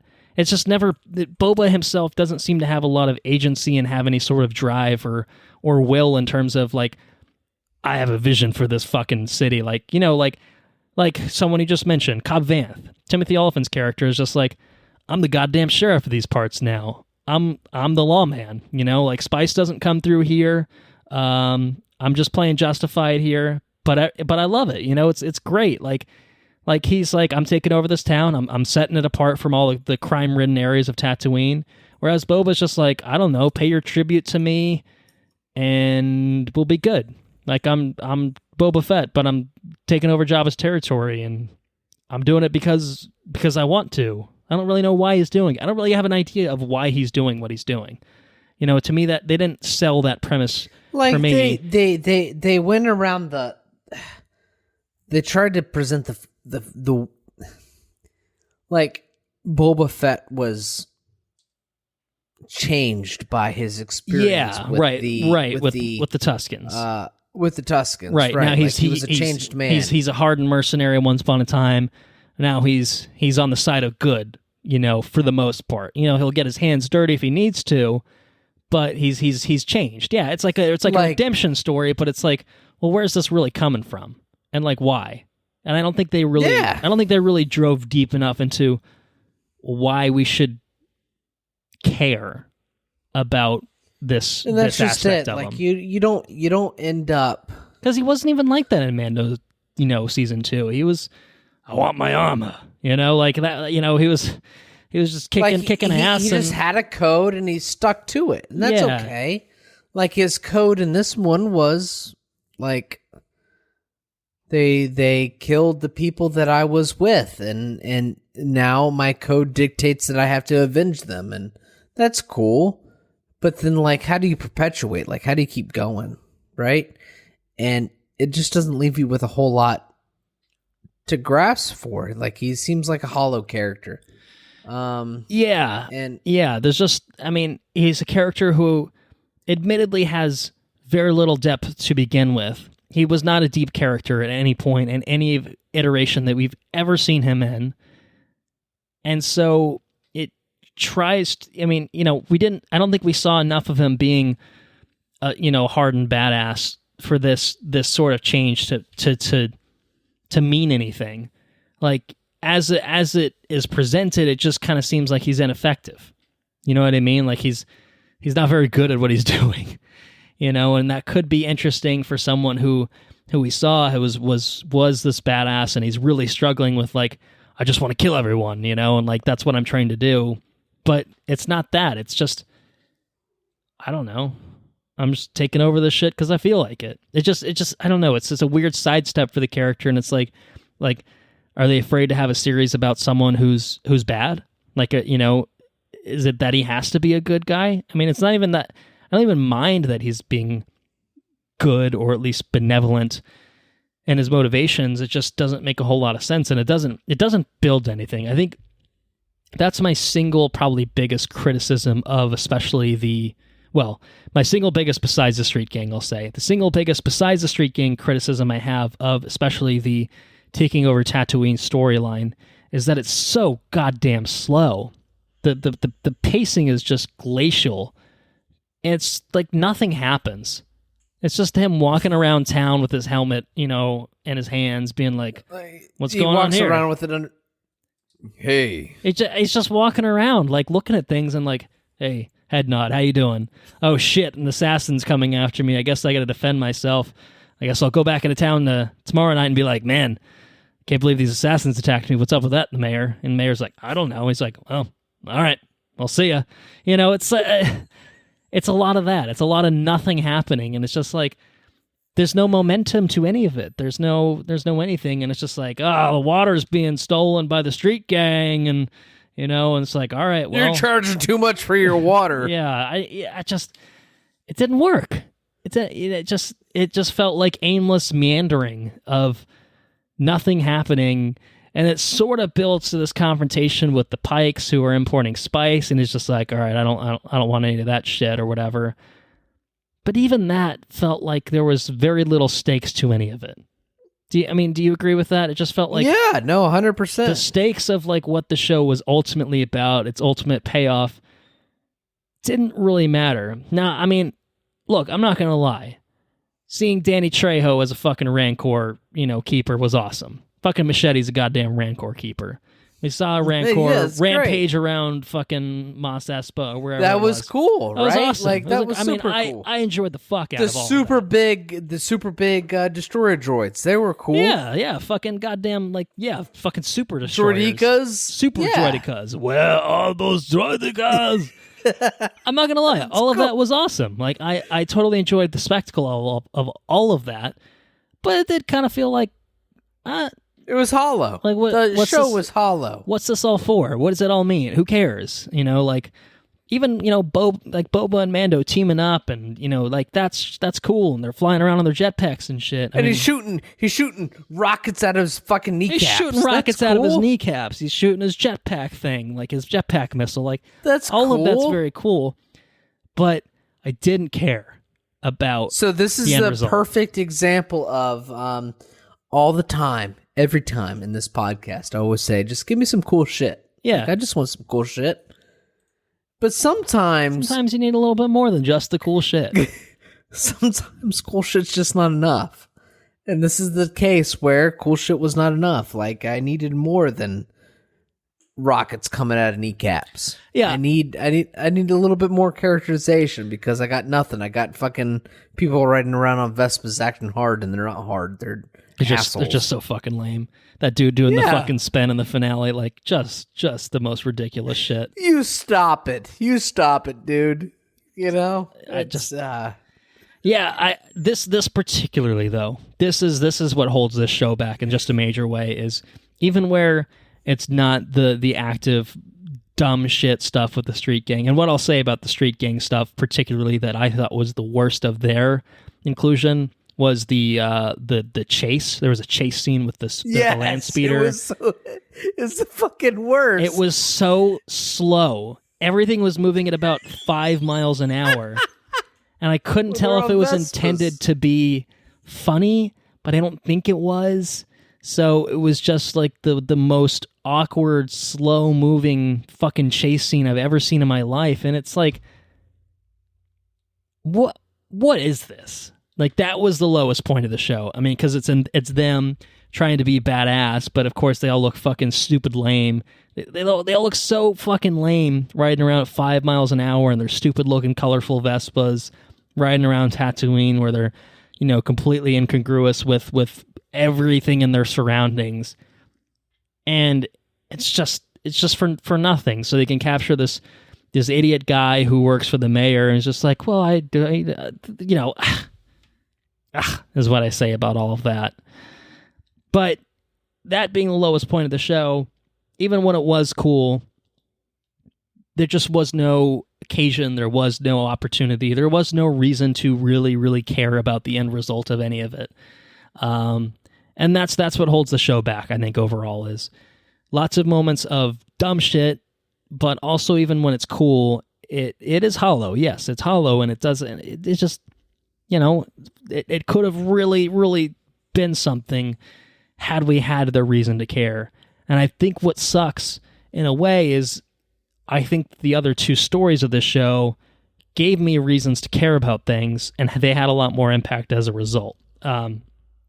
So had this third storyline, the present day one, which is maybe the most depressing because it's, the most Boba that we're getting, as actual Boba with the armor and all that, like, had that had the same sort of impact that the other two stories did for me, I mean, the show would have been right there, would have been neck and neck with Mandalorian, but it didn't have any of that. And so this is where we end up. So those are my I guess thoughts on that first, like the present day Boba storyline. I don't know if you have any other random things. I mean, I guess we kind of have glossed over entirely the return of a certain Clone Wars and Bad Batch character, which was pretty fucking cool. Which Which one's that? Cad Bane. Oh yeah, fucking Cad Bane. I mean, cool. that was pretty badass. That was pretty badass, I'll say. But it was cool. But yeah, and the confrontation was fucking cool with them, There's cool moments sprinkled in a largely shit show. Very cool moments and not enough. Like that one at least had the benefit of, if you've watched the Clone Wars, like you have the backstory of these two characters interacting and you understand kind of what it means for them to be together in this moment. Not shit show. It's selling it short because I enjoyed moments of shit though. It occasionally is in the toilet with some of the stuff that I would say it's a high points in a totally fine show, as you put it. Totally fine show. Yeah. Yeah. I mean, but again, the moments that should have been the most epic sorts of things didn't work because, again, there wasn't a reason to give that much of a shit. I mean, yeah, I like Boba Fett. He's a cool dude. Seems like a cool guy, and he's making, he's turning his life around, and good for him. That's great. Not mad about it, but like, okay, all right, fine. So that's about it. Yeah. So that's it's a bummer that didn't work, as well as it should have.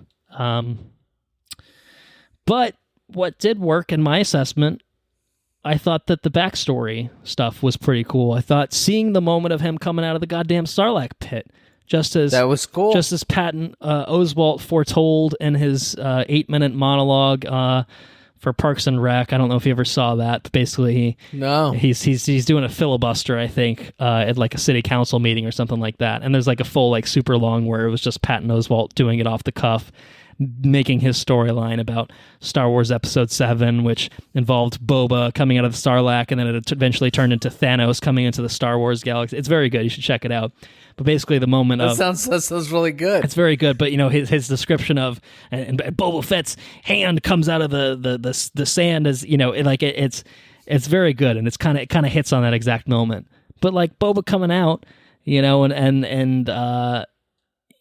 being, getting integrated with the Tuskens, I thought all that was pretty fucking cool. I liked all of that. I think that's the stuff that to me felt way more interesting. Like, I mean, even Mando did this too, but I love that they kind of made this concerted effort to illuminate the Tusken Raider culture. I think in a way that, they're just savages in the original trilogy. Even in the prequels, Anakin's just like, they kidnapped my mom and I fucking slaughtered them all. And we're like, I mean, yeah, you shouldn't kill women and children, but like, we're not really made to feel bad about him killing the men either.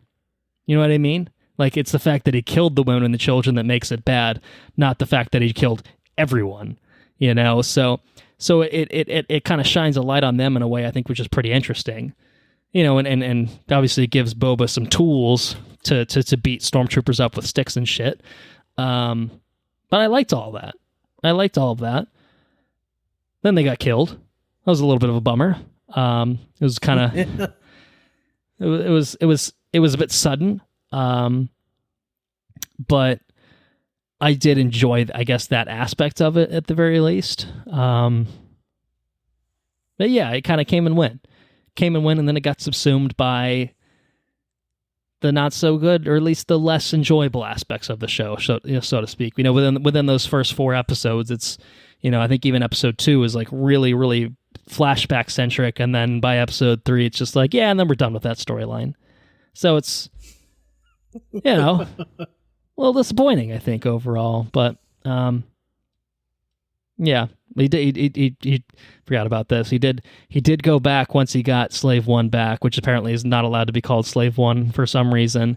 He did fuck up the Sarlacc. We can't forget about that. That was actually pretty fun. Did. Yeah, that was pretty goddamn seismic charge in there was some good stuff. But yeah, I think the high point of the show is the return of the Mandalorian. Would you concur with that? I feel like we've kind of established that. Definitely the high point for sure. So it was pretty fucking good. And the first episode that we get with Den, with the Mando back, it's just like him on a fucking side adventure. You know, it's just like he fucking chops this dude's head off,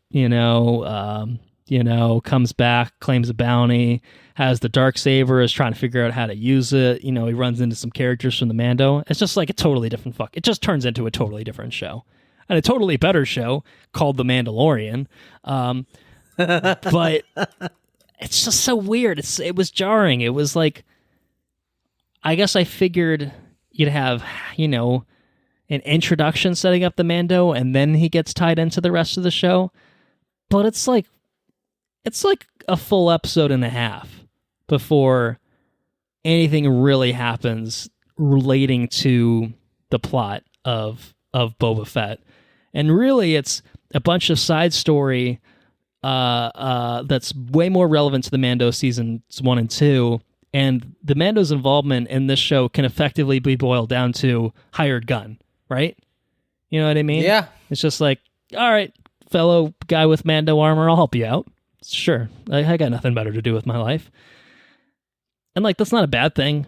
It would have been cool. I guess I figured it'd be a 1 or 2 episode cameo type thing where it's just like, all right, yeah, they hire the Mando for a job and then they move on and they resolve their storyline and have this, war against the Pikes with their 2 Gamorrean guards who don't have clothes on and totally worthless fucking people.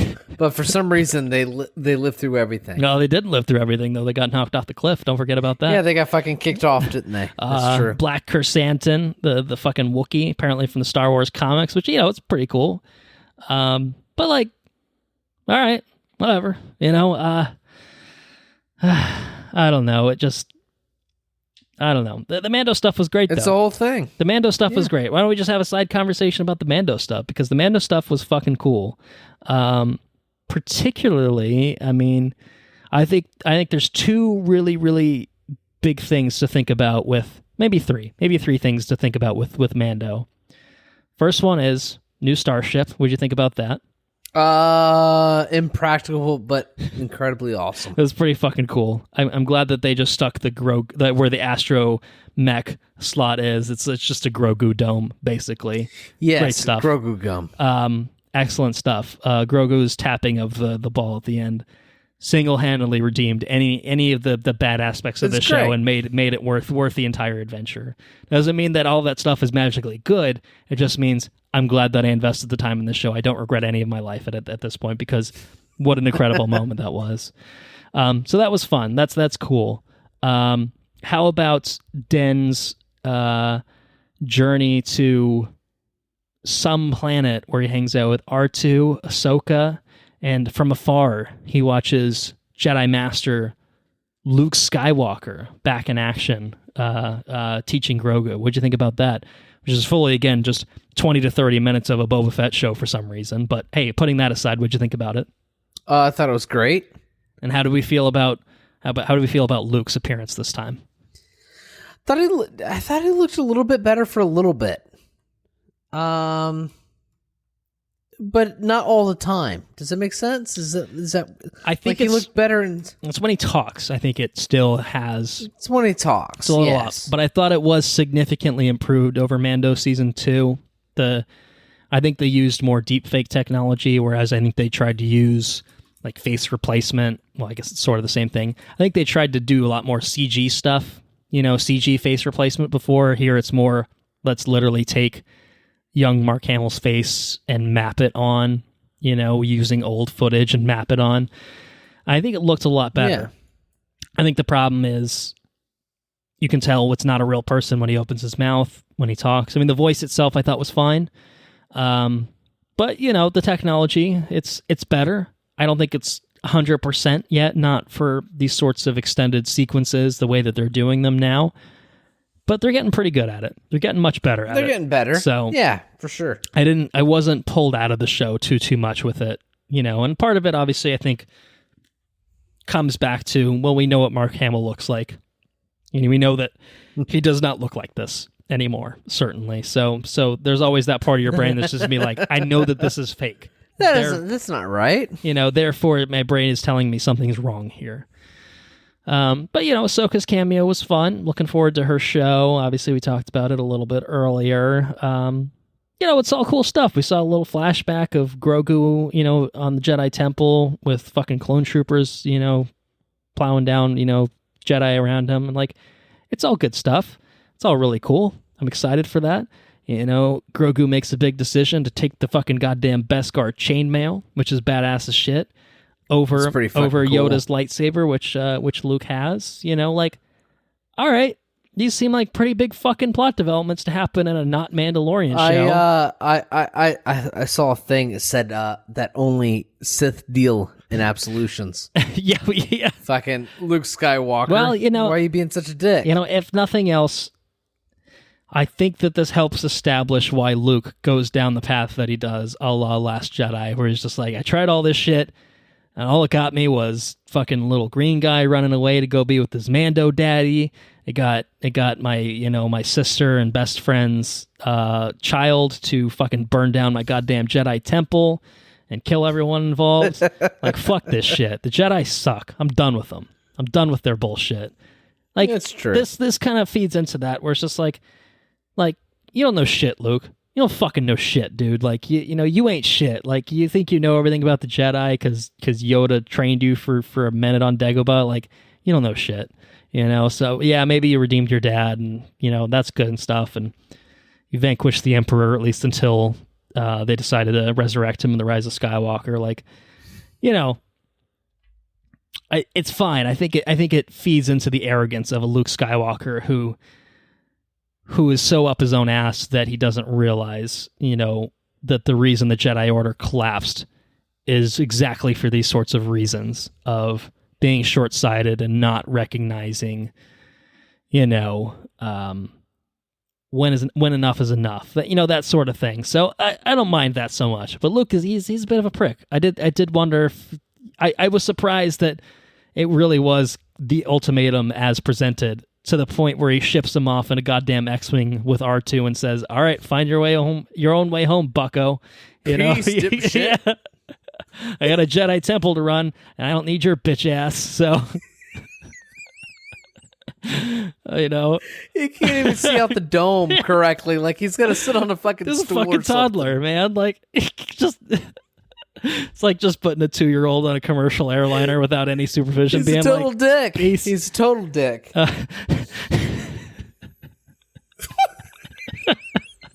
It's pretty fucking funny, though, actually.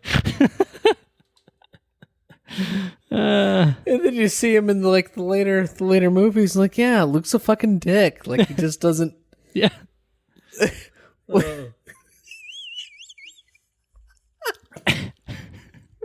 It is pretty funny, though. It is pretty funny. Anyway, I think that might be it for me. I feel like I've just thrown some scattershot thoughts on, I think, like I said, I think those big 3 storylines, but yeah, could have been better. Could have definitely been better. I hope for better from Ahsoka. I hope for better from Kenobi, from Andor, anything that we're getting in the future from Disney Plus, I hope. I mean, one thing we'll say is those other shows will not be just Johnny V running the show with maybe some pointers from Robert Rodriguez and Dave Filoni. So I'm hoping that we'll have better results from those. I can't help but wonder if this needed more time in the cooker, exactly what it was that led to this end result. But it certainly was something that, even if it wasn't outright bad in my assessment, even if it wasn't, it was good a lot of the time, and sometimes not so much. It just, even when it was as good as it was, I just know that there is a way that they could have done this better. I just know there is. So... Oh, for sure. So yeah, any other spoiler thoughts for the Book of Boba Fett for you? No, I think we're good to move on to the Listener's Corner. The Listener's Corner. We're bringing it back, baby.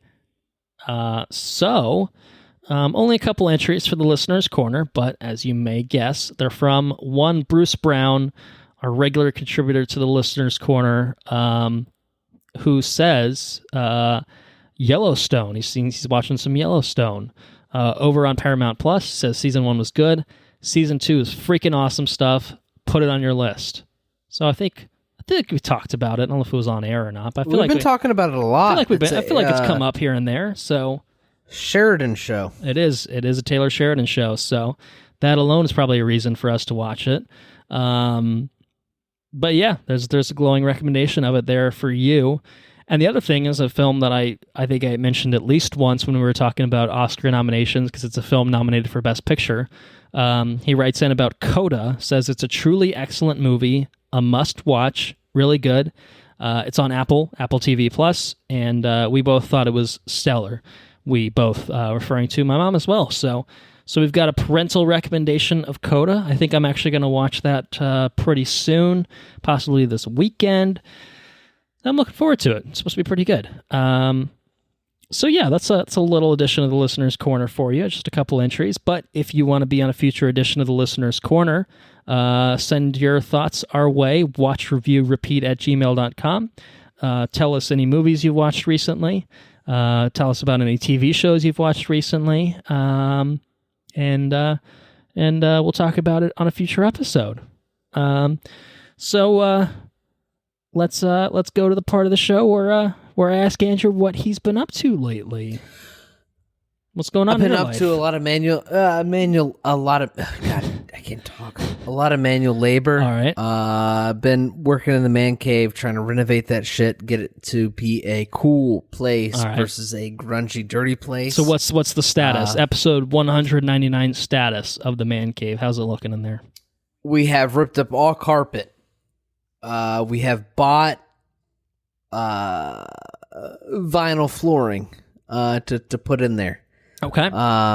We have converted the closet from a closet to a cabinet counter space with lights. I think I want to put a painting in there. Okay, cool. And then use the countertop for like a display. Lego Star Destroyer.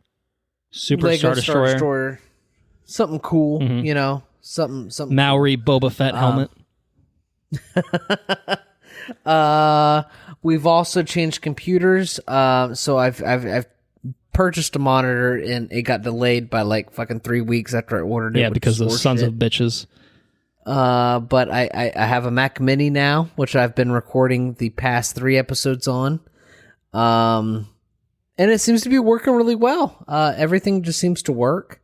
It's pretty cool. Everything just hooks up. I don't have to worry about drivers or anything else. I just hook it up and it fucking works. It's cool. But I do have to bring home a monitor every time we record. So it's which, kind of a pain in the ass. Once that new one arrives, will not be an issue.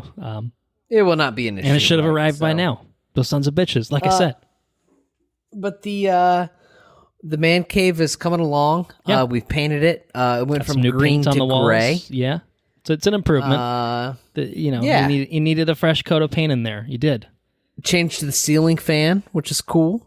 And like it's a total fucking mood once you step into the man cave, even without the floors. So I think this weekend I will be installing the floors. I had to finish sanding and painting the bookshelf conversion, or not the bookshelf, but the closet conversion. I got to finish sanding that and painting it, but regardless of which, I think the floor will be installed on Sunday. So very nice. I should be back into the man cave by at least the following Sunday. I hope. Okay. So the whole house is in like disarray because the man cave is like out of order. So anyways, it's cool. It's cool to have a project. I watched a lot of episodes of The Witcher season 2. Okay.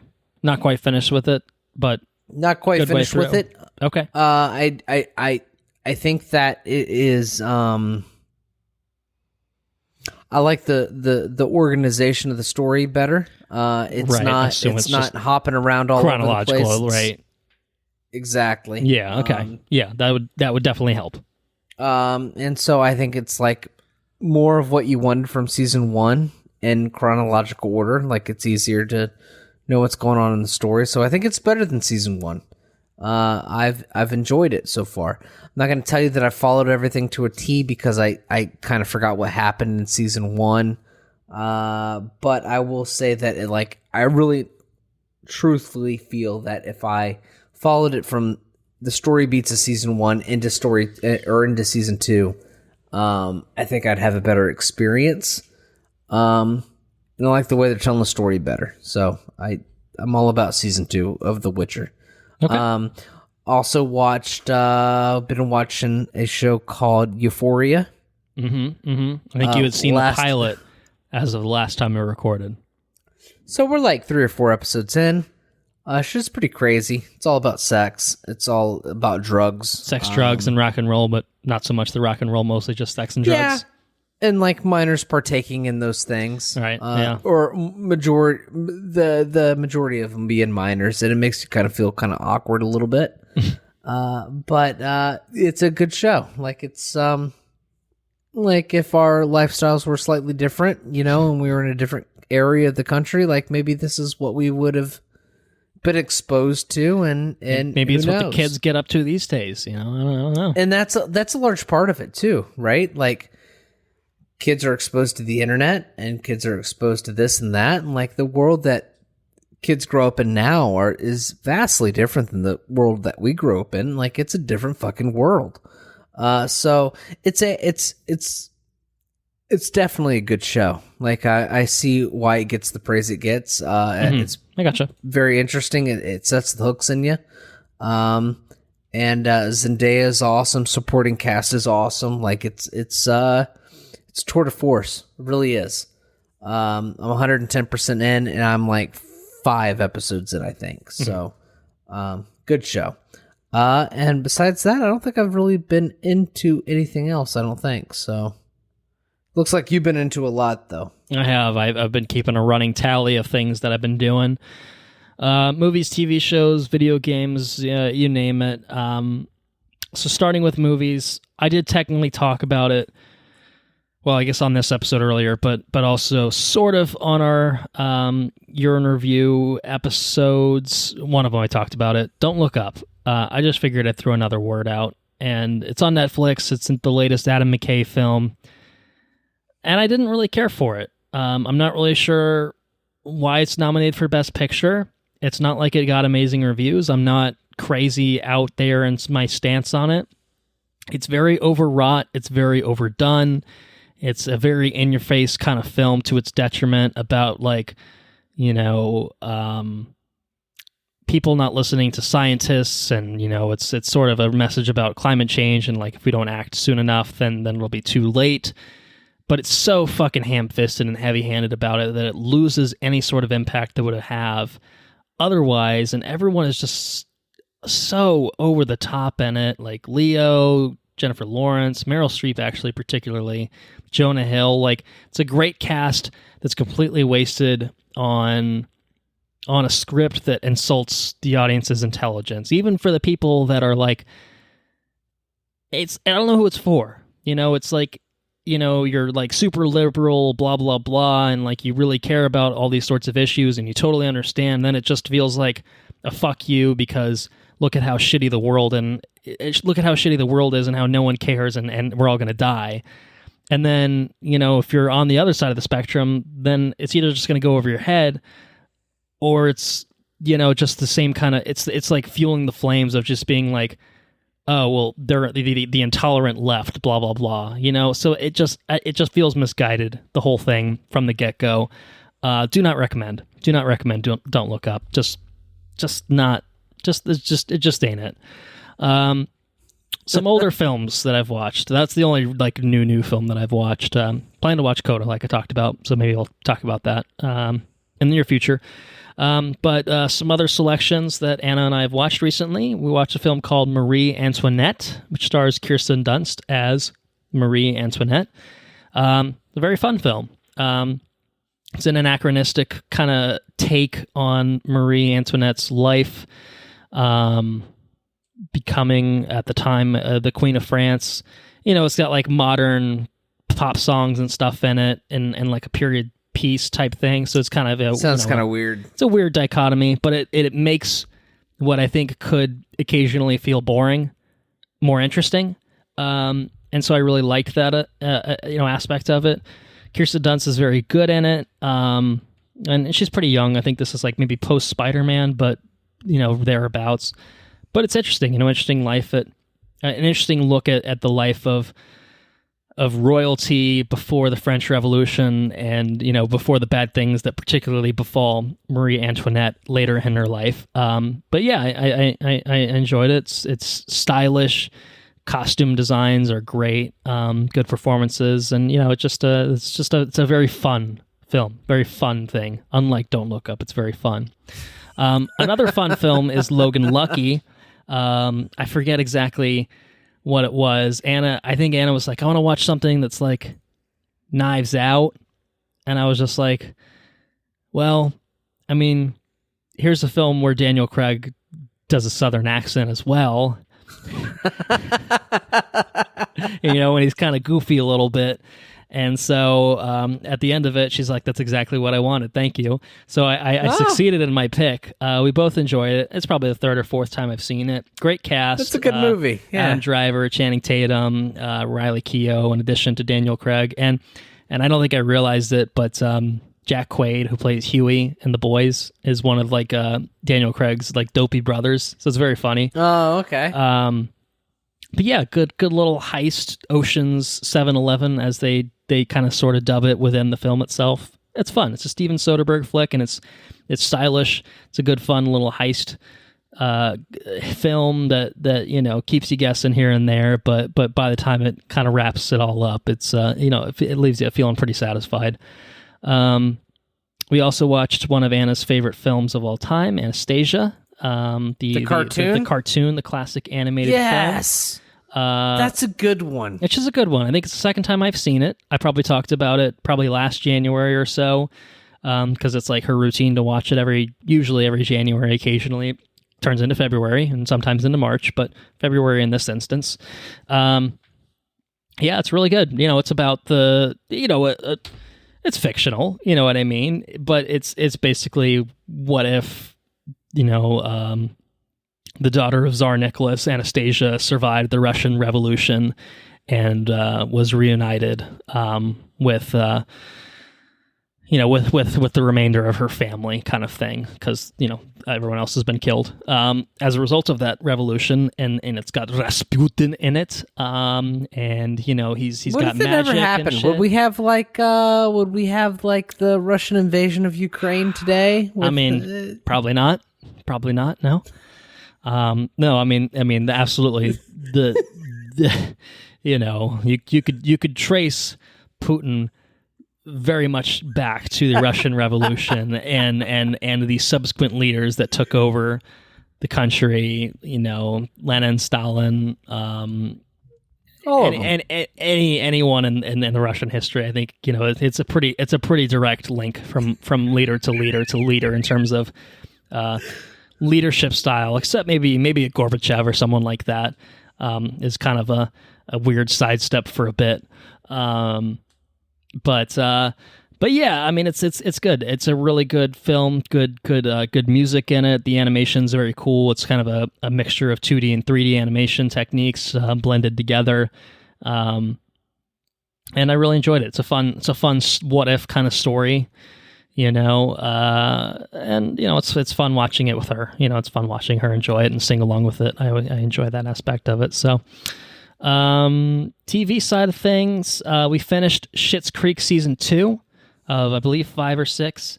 It was very good. The more I watch Schitt's Creek, the more I enjoy it. I think I'm at the point now, as you get with any sitcom, once you watch it long enough, that you just are just so fucking into it, then you understand the characters, and so the characters' humor works better than it did, the first 3 episodes that you watch, where you're just like, who the fuck are these people? So it's very funny, and I think the writing continues to be pretty top-notch overall. It ended like it felt like, oh shit, we might be getting canceled. But it went on for a few more seasons, so it was kind of a weird sort of is this it kind of ending. So we'll see where it goes from here. But I'm looking forward to watching more Schitt's Creek. I'm putting it on. We have it on the back burner for now as we watch a couple other things, but we haven't quite gotten through enough of those for me to talk about here, and I have plenty of other things to talk about, so I figured I'll save those for later. In terms of video games, I started Guardians of the Galaxy on the PlayStation 5. I'm only a couple missions in, but it looks and plays really well. It's got a cool soundtrack. Very stylish. So I'm enjoying that. And then on the old Nintendo Switch, a couple games I've been playing are Mario Party Superstars, which is the first Mario Party game I've played in like a decade plus. But Anna and I have been searching for a game to play together. We got it on a sale, and we're having a blast with it. Highly recommend it. If you like Mario Party, it's good multiplayer fun. We actually had Enrique and Iselin over with us recently, and all four of us played, and I kicked their asses. Don't worry about it. It's bullshit, though. It's all total bullshit. It's definitely luck. The mini games obviously have an element of strategy, but the actual board game aspects of it are just total fucking luck of the draw. But it's fun. And the last game I've been playing is a game called Pokemon Legends Arceus, which is what I would just call Pokemon Breath of the Wild. And it's pretty fucking cool. It's a kind of a free roaming Breath of the Wild style game where you craft Pokeballs and catch them out in the wild. You can battle them if you want. But it's a lot. It's got the Pokemon formula. You know, you fill the Pokedex and you go on missions and stuff like that. But it's a lot more liberating in terms of how you can approach things and where you can go, and you can ride around on Pokemon and stuff. It just feels like where the Pokemon series should have gone about 10 years ago. But hey, better late than never, I think. And it's weird, it's not even a mainline game, so it feels kind of weird. But it's really cool. It's not as tightly crafted or created as Breath of the Wild is, but it's a breath of fresh air as someone who still enjoys the traditional Pokemon formula and likes all the Pokemon games. This to me feels like, I hope, the mold for kind of how they move forward with the Pokemon franchise. It feels like they can take this as the as kind of the outline for how to make a really, really compelling game moving forward.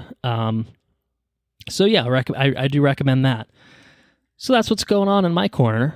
Like I said, a few movies, I guess just one TV show that I talked about for now, and a few video games and some stuff that I'll continue to watch and play moving forward, and we'll check back in a little bit later. So yeah, does that do it for the episode? What do you think? I think we made it in time before my computer explodes. So maybe it's a good time to shut it down and wrap it up. Your computer will explode in T-minus 13 seconds. Oh no, I only have 10 seconds to wrap this up. Oh shit. All right, see you guys. That's Mission Impossible reference. Okay. But then it doesn't actually explode, and he's just like, wait, hold on, something's going on with this. And it just kind of like turns to smoke and just like in Mission Impossible 2, the best one, where he's like climbing up the Grand Canyon and shit, and the they have the motorcycle sunglasses fight at the end. Mm-hmm, yeah. Yes. Mm-hmm. Very good. Oh, and Homeboy catches the fucking scarf. Yes, he does. Can't forget about the scarf. Anyways, on that note, I gotta go to bed. On that note, thank you all for listening. If you enjoyed what you heard, please spread the word. Yeah, if you want to support us on Patreon at patreon.com/watchreviewrepeat, you can get early access to all of our regular episodes, as well as timed exclusive access to some bonus episodes that we'll get around to at some point this year. Our website is watchreviewrepeat.com. And we are also on basically all social media accounts at this point. So at WRR Pod on Twitter, Watch Review Repeat on Instagram, and also just search for Watch Review Repeat on Facebook. You can get in touch with us there, find all our latest info, whatever. Keep up with the latest with us on there. Now, if you have any questions, comments, or suggestions to be a part of the Listener's Corner, or have any other thoughts you want to send our way, send those to watchreviewrepeat@gmail.com. Intro and outro track is Mechanolith by Kevin MacLeod at Incompetech.com, licensed under the Creative Commons by Attribution 3.0 license. Episode 200. is next. Oh, my goodness. shit. It's another milestone for us. 200. That's a hell of a number right there. So it felt appropriate in my assessment that maybe we'd do something fun with it. Our listeners may recall, and if they don't, I'll remind them. For our episode 100, we did our 5 favorite films, and so I think it only seems appropriate, given that we cover the latest in film and television, that for episode 200, we do our 5 favorite television shows. So I think that's what we're going to do. We'll not be doing a quote-unquote regular episode as we did here with Boba Fett, but we're going to talk about our favorite TV shows, and that could be fun. I think they could be very fun. We're not going to be rewatching them because we don't have time for that, obviously. But hopefully they're memorable enough that we can draw upon the way they made us feel, the things that we liked about them, and share our opinions on our 5 favorite TV shows. So if anyone has any contributions they want to make to the Listener's Corner about their favorite TV shows, we'd be happy to talk about that on that episode as well. So feel free to send that over to us. But yeah, that's what we got going on. Look forward to episode 200. All right, Andrew, why don't you take us out? Take care now. Bye-bye then. Laters on the Menche.